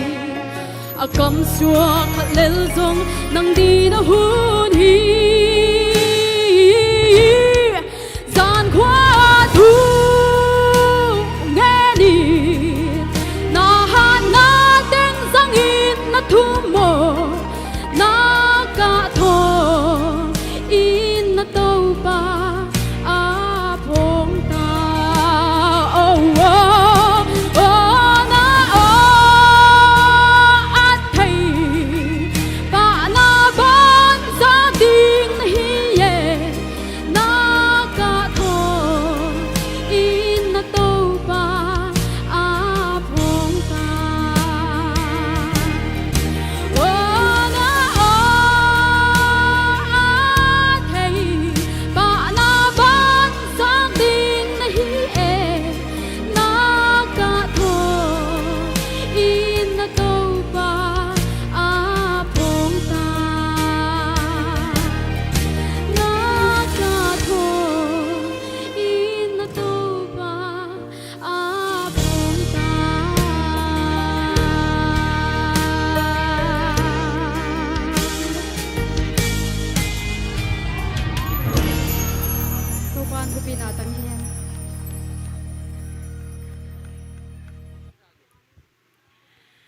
Abana isap mai na Nick Hon sponsor to the Hands and Fresh Fruits te tunga kipatu igena Abana shout out ibola hi the Hands and Fresh Fruits Nick Hon sponsor to tuna bana ipaidinga serial number 8 K Songdan Moy Samahi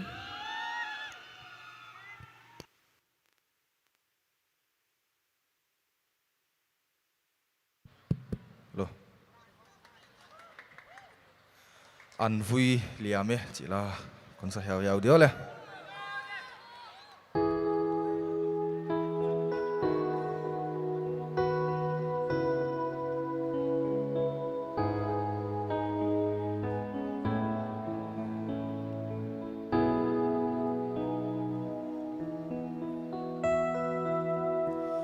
một ngày vàng anun lan tu ko na changin lei hring nun ro pui le moi na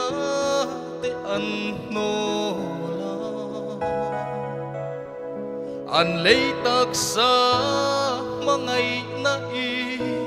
mun na chang lo an vui liame an mel that na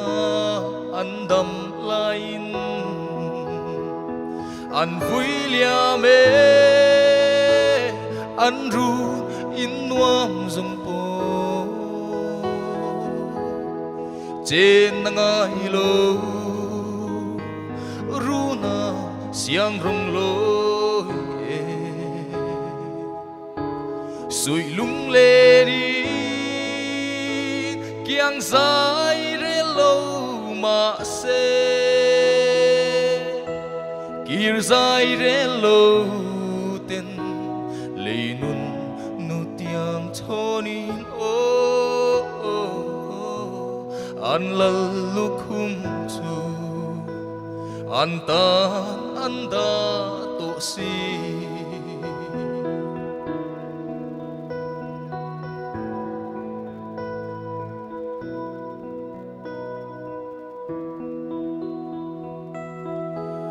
lom thu soi tu ca lâu ni e i xua ne na kan chan vô ve ca rong bol na ka thir cha ya eng kim mai hi mangai na va a lâu ni e min da tan reng hian alo to ke an vui lia me an ru in nuam zong po trên ngai lo ru na siang rong lo sui lung le ni kiang sai re lo ma se kir sai re lo ten le nun nu tiang choni o an lal lu khum chu an tan an da to si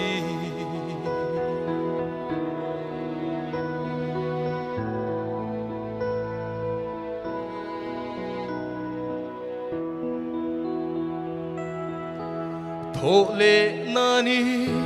lâu theng tu chu nga lel ta ki do thei ta ki kat hi reng e van in nuam chu ka lei tak sa she om na te chu kal sani ka nga lel ram i xóa ngay chu các qua to an vui lia me an ru in nuam zong po trên ngai lo ru na siang rong lo sui lung le đi kiang sai re lo ma se kir sai re lo ten le nun nu tiang chonin o an lal lu khum chu an da to si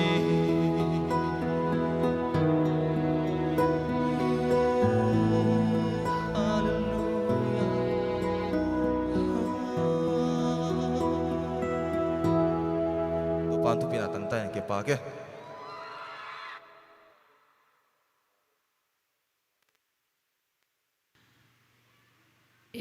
aba na hun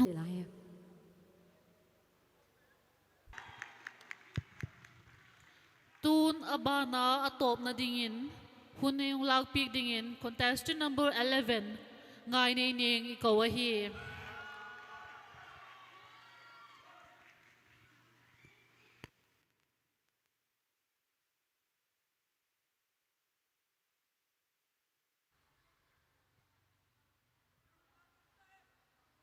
Ken kahon la sakde hale biang nala Emmanuel naglia mapan ci ahi.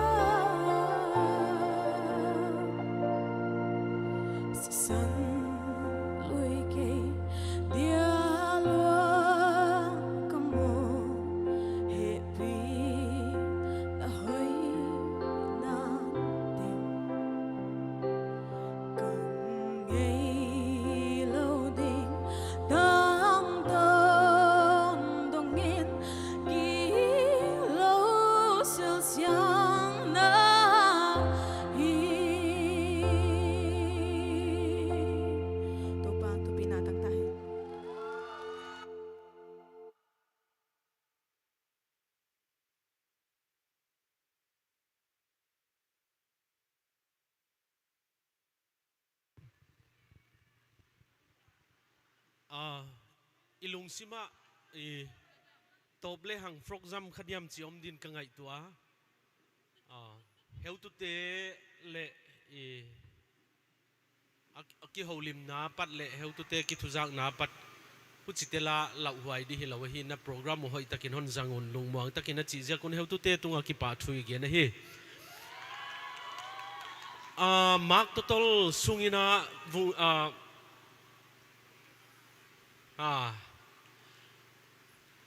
มินมังงิลเด็กมอกสางิเละมอยปีนะลาขัดจอกกมากิกะกิปยักดันอหิดียมหวยสุงินะมาร์กคนกอมหลายดีว่าตัวมีงาอาดีอมละกอมจวลง่ายหลายหิมันนี่นะ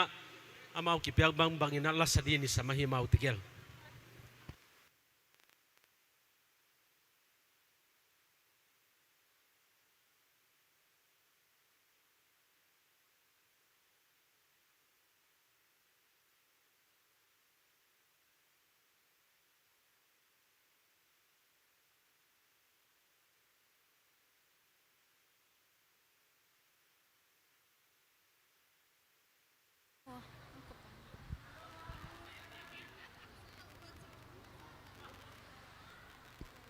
ฮัลโหลฮัลโหล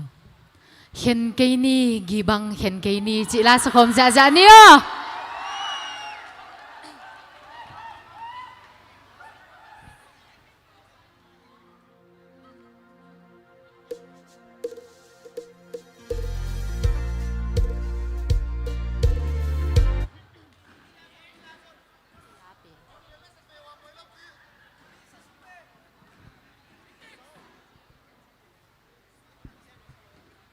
เฮ้ยแล้วก่อนนี่เที่ยวเลย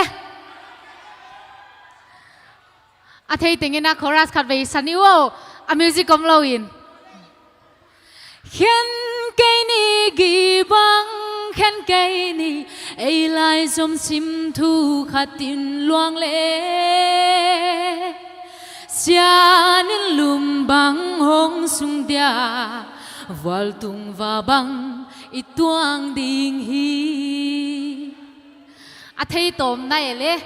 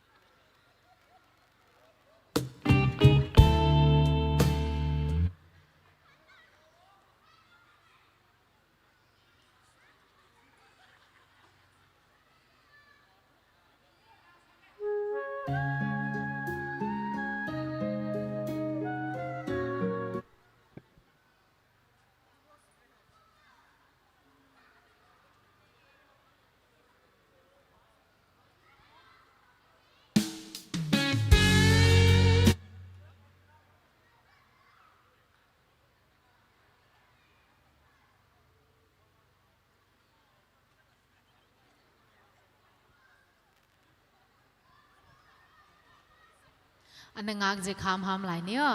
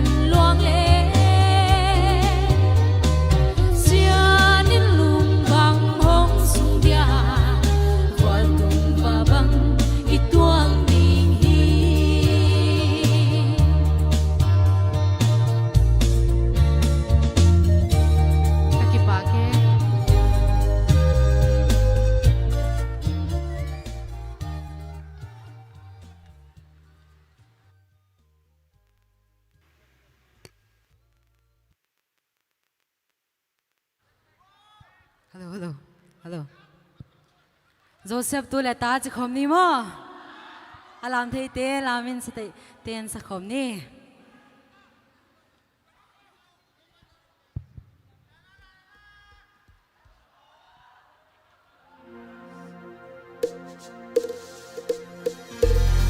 ta ten khom ni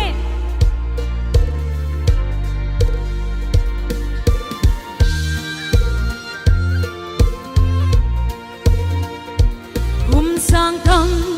y khoang xin gam mà zo qua y hiểm chỉ thấy lâu yên y vác vai yan xóa qua qua hiểm thấy lâu yên man chỉ kim yên y bằng dâu đào qua đằng y lâu dâu xem tu lệ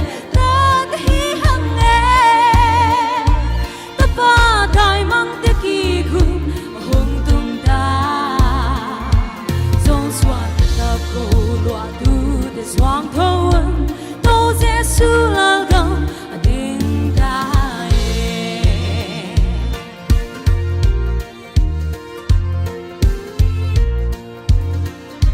bằng chi hiểm chi in va ya tô qua thu khun bộ xia te hi hang nghe nằm đằng te thu này na sa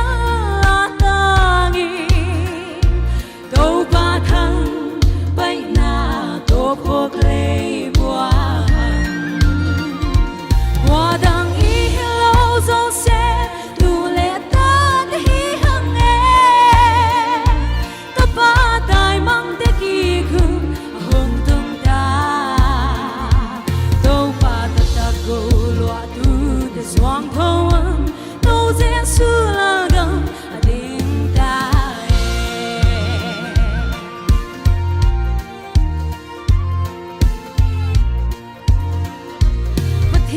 năm đeo dòng xoan te thô ahun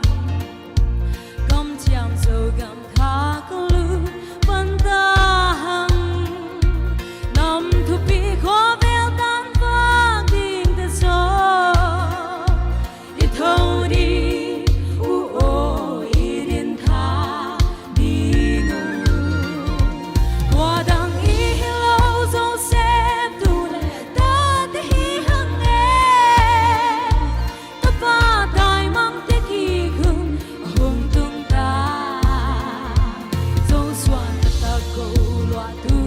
Swang thôn tô Giêsu là gam đinh tai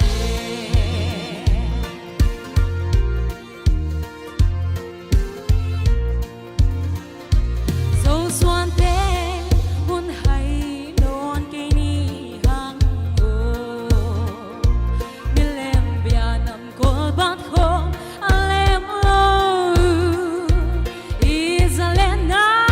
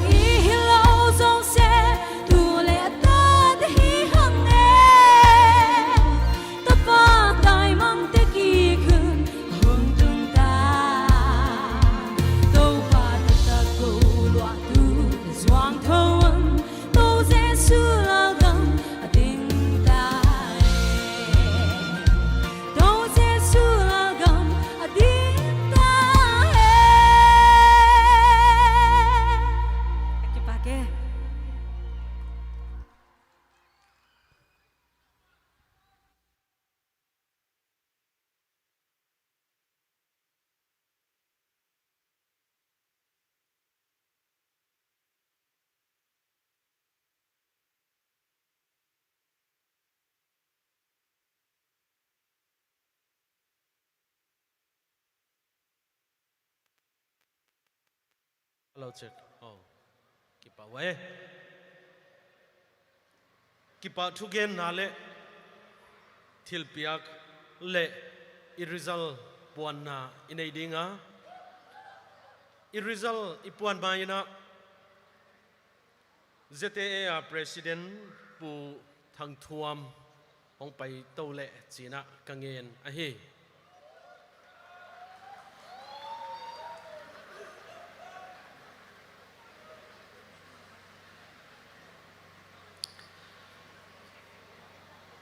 จัดตุตุงอีกเดมนาเตียสยามตักกิเปจาวตักเอ็ดดันหอยตะกาฮอนเปียกสักอีจัดสเตตุงอากิปะทุกเย็น9 memento เปียกอุทวายาลมเตหงไปโตเห็นละจัดสเตนเวกุนะขัดคิดขัดินหงไปโตเลวจินจิกะฮอนเจียละฮีนามีมาลัวฮอนสัมดวนดวนนอนตวนลาวินะขัดคิดขัดินหงไปโตละ President ปูนเปียกยังนาฮอนในสักงานเละให้ดิ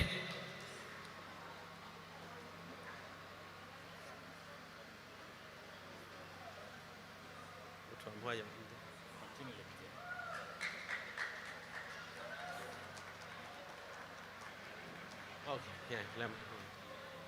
ไว้ตะกะปันฟังได้จริง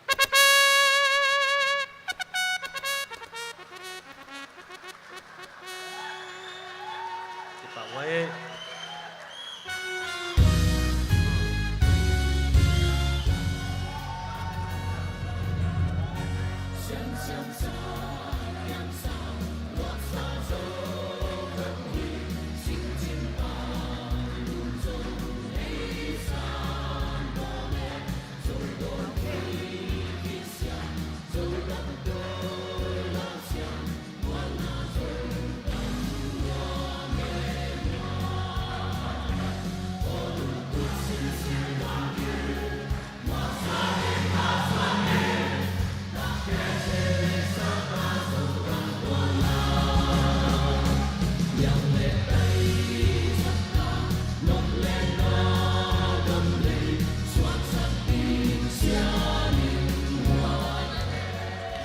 President punon tut sakhen la nu mimi i chief guest tunita ka izatu chief guest in aban hon piak yak sakding ina kachial ahi i program hun sungteng round khat na le ni na hitale final tandong host na hon sep sak i heu tu numei dei tho hwai tak tegel moile zam zam hong pai do hen la i chief guest ina kipa na thil piak memento hon piak hiak sakle i host tegel kha yai san zo chiang ile ana pai ke leo atop chiang a bang hiam leom lai hi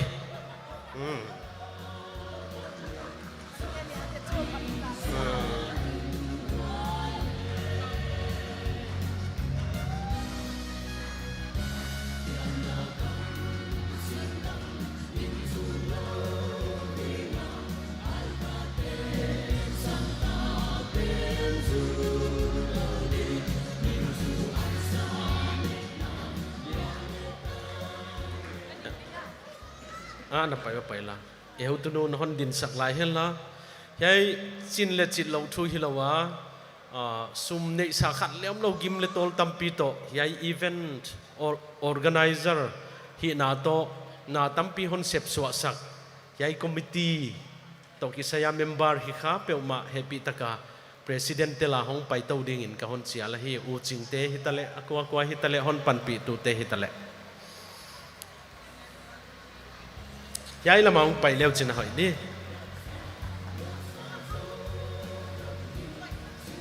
yai la maung pai wa yai la ma amau te tung ale ki pa thu gen na busy no te gen la ngai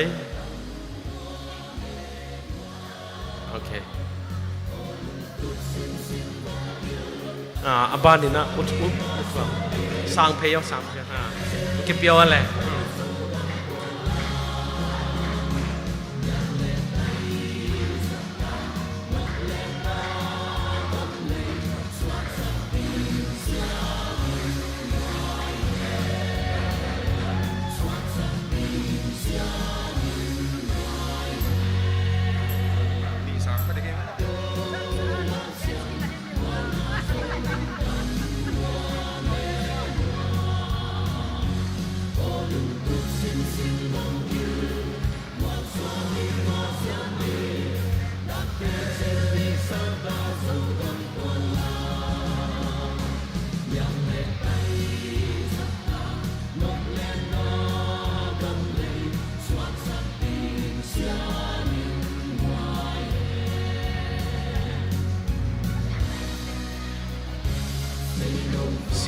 leo sang le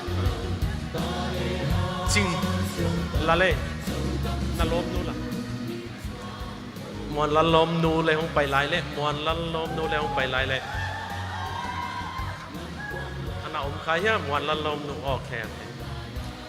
aman leo sang le yai lam le poi ke khat khat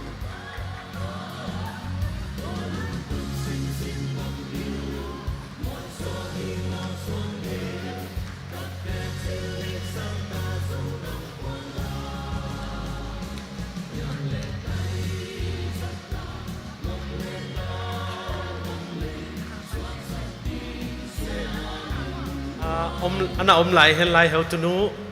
heu tu pa i vice president le i chief coordinator principal pa ana pai hin ka thei khel le ngai siam om le hon leo chin om keima om keu le i heu tu nu i chief guest ina bangkimon pyak yak sakding na amaute i contestant te result le hon hom khyak sak nga le chin de sak nai pia a le lal yai hon pan pi zual de le lom teong pai tong hen la result pon nai nei di Malaysia zindi to kisai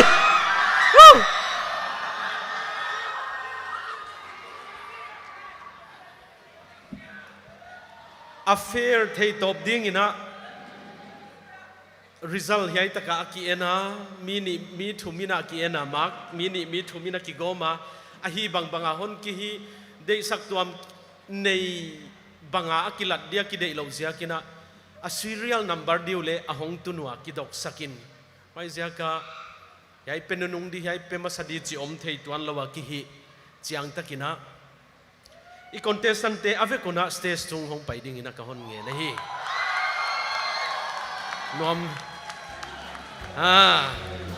nuam lua woo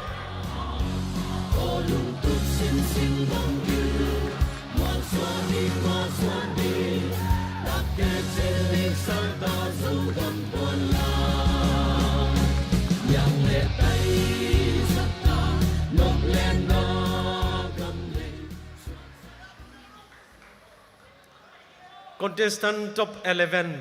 in a year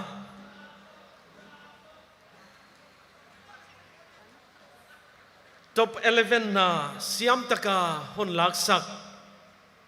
sangam nu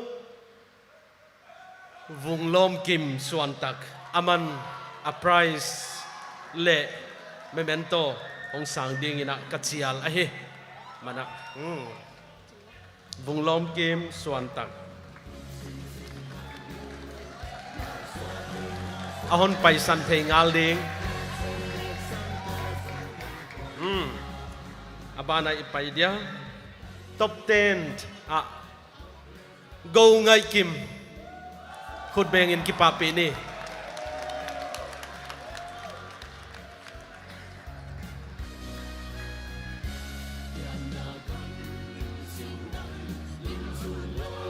top 9 ngai nei niang khut beng in kipapi ni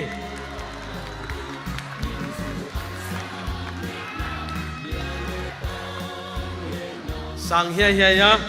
top 8 Lucy Lalmangai Zual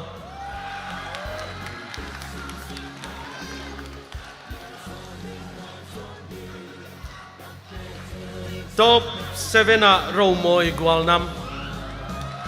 khut beng ina kipapi ni top 6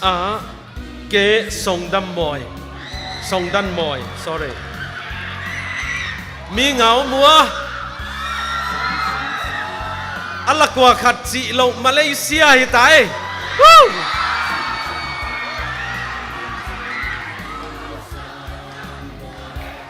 top 5 na ala kwa khat chi lo Malaysia loading top 5 na VL Muan Pui Valte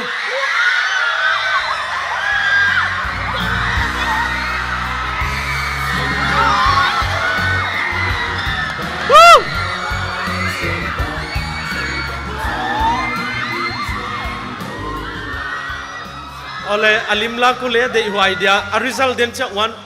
winner tana ipuan veve gai ding a hia ห้องอี chief guest โตห้องดิ่งข้อมูเห็นละลิมกิลังนั่นเองนี่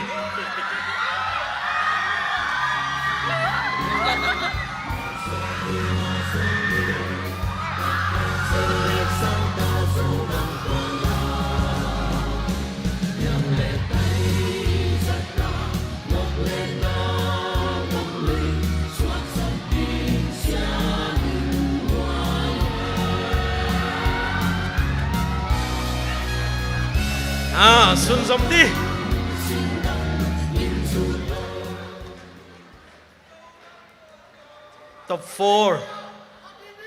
top 4มาบ้านปันลังนาดีอมเซลหลายเฮีย top 4อุณาวนูเนียงนุนหอย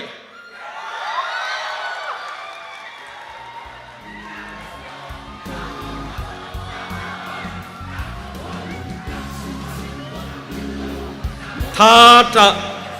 ดูเสียนมวง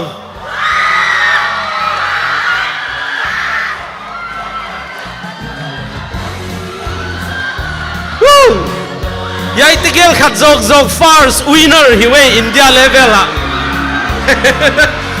เฮ้ยนัวมั้ยอาเซกันปวงเล่าอินะวินเนอร์คนปวงดิกวยกิกตาวะเลยเฮ้ย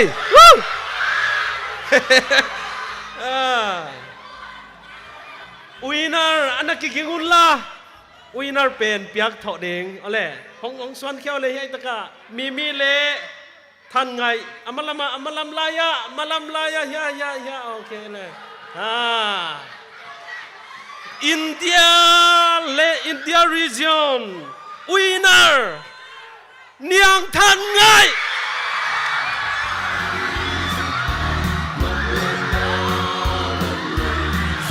พี่เป่าไว้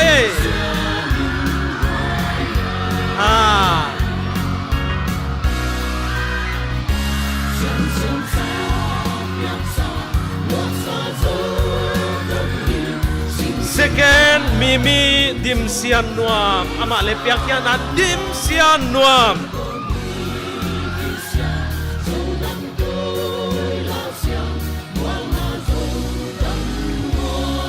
nuame non kitwa pi na teu non sapon na te zia kwa hiai te Malaysia sol zo di hi ziakin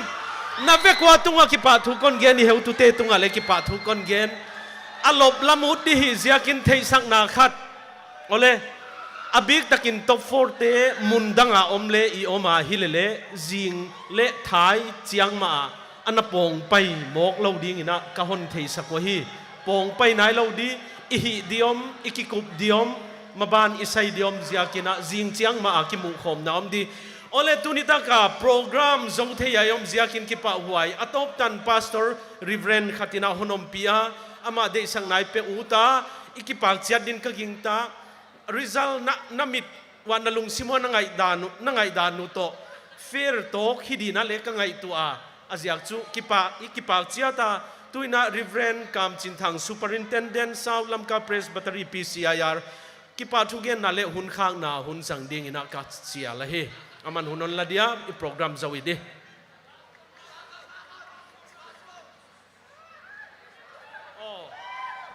dabon zaging ale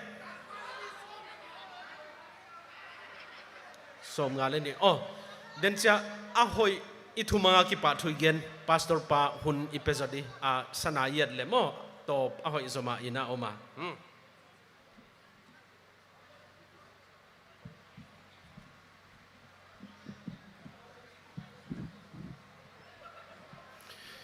izo na ding hita mi pi te lem tang the bangina iding dia to patung ki pa thugen na ini di siang tho to pa ka thum na teu nang manong dongin nang manong siam zo mi zo ta te laka la siam talen de te tin khia ka global zo mi leng the vai hom na abura pattu na ka zo na tan phanong pi tung ta no mi na tung ki pa thu kong pu ko he kamaswan hunam lai ting tenga nang manong pi zelin la na ta te nang manong wal zol zelin nong ki thwa pi na sa te hang ki pa thu genin kamaswan di teng teng nang ma khotang ki kem sakin hon na pa jesu minin na kianga kong tu ma wang lian pa pasian amen to pa nang wal zol chathen ki pa waya mi pi te thumang taka iki control the ya yom sia kin na tungwa ki pa thu ZAA ina ka hon ge na hi iki pa pi dani siamua mi pi hitale contestant te hile na ve ko tunga judges te tunga ki pa thu ka hon ge no hi judges te le host te kha ana pai mok nai lo ding ina ka hon chia lo hi result ki gel khia bang na u to le chiang taka et thei ding a hi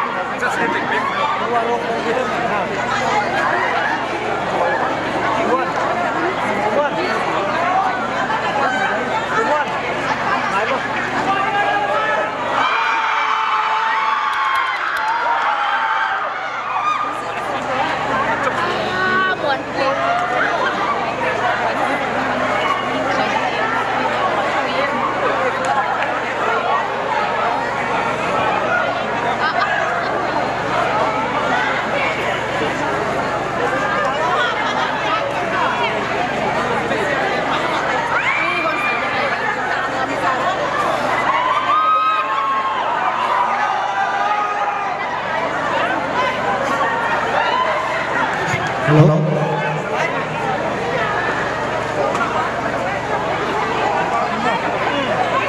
Hello, Jim. Judges,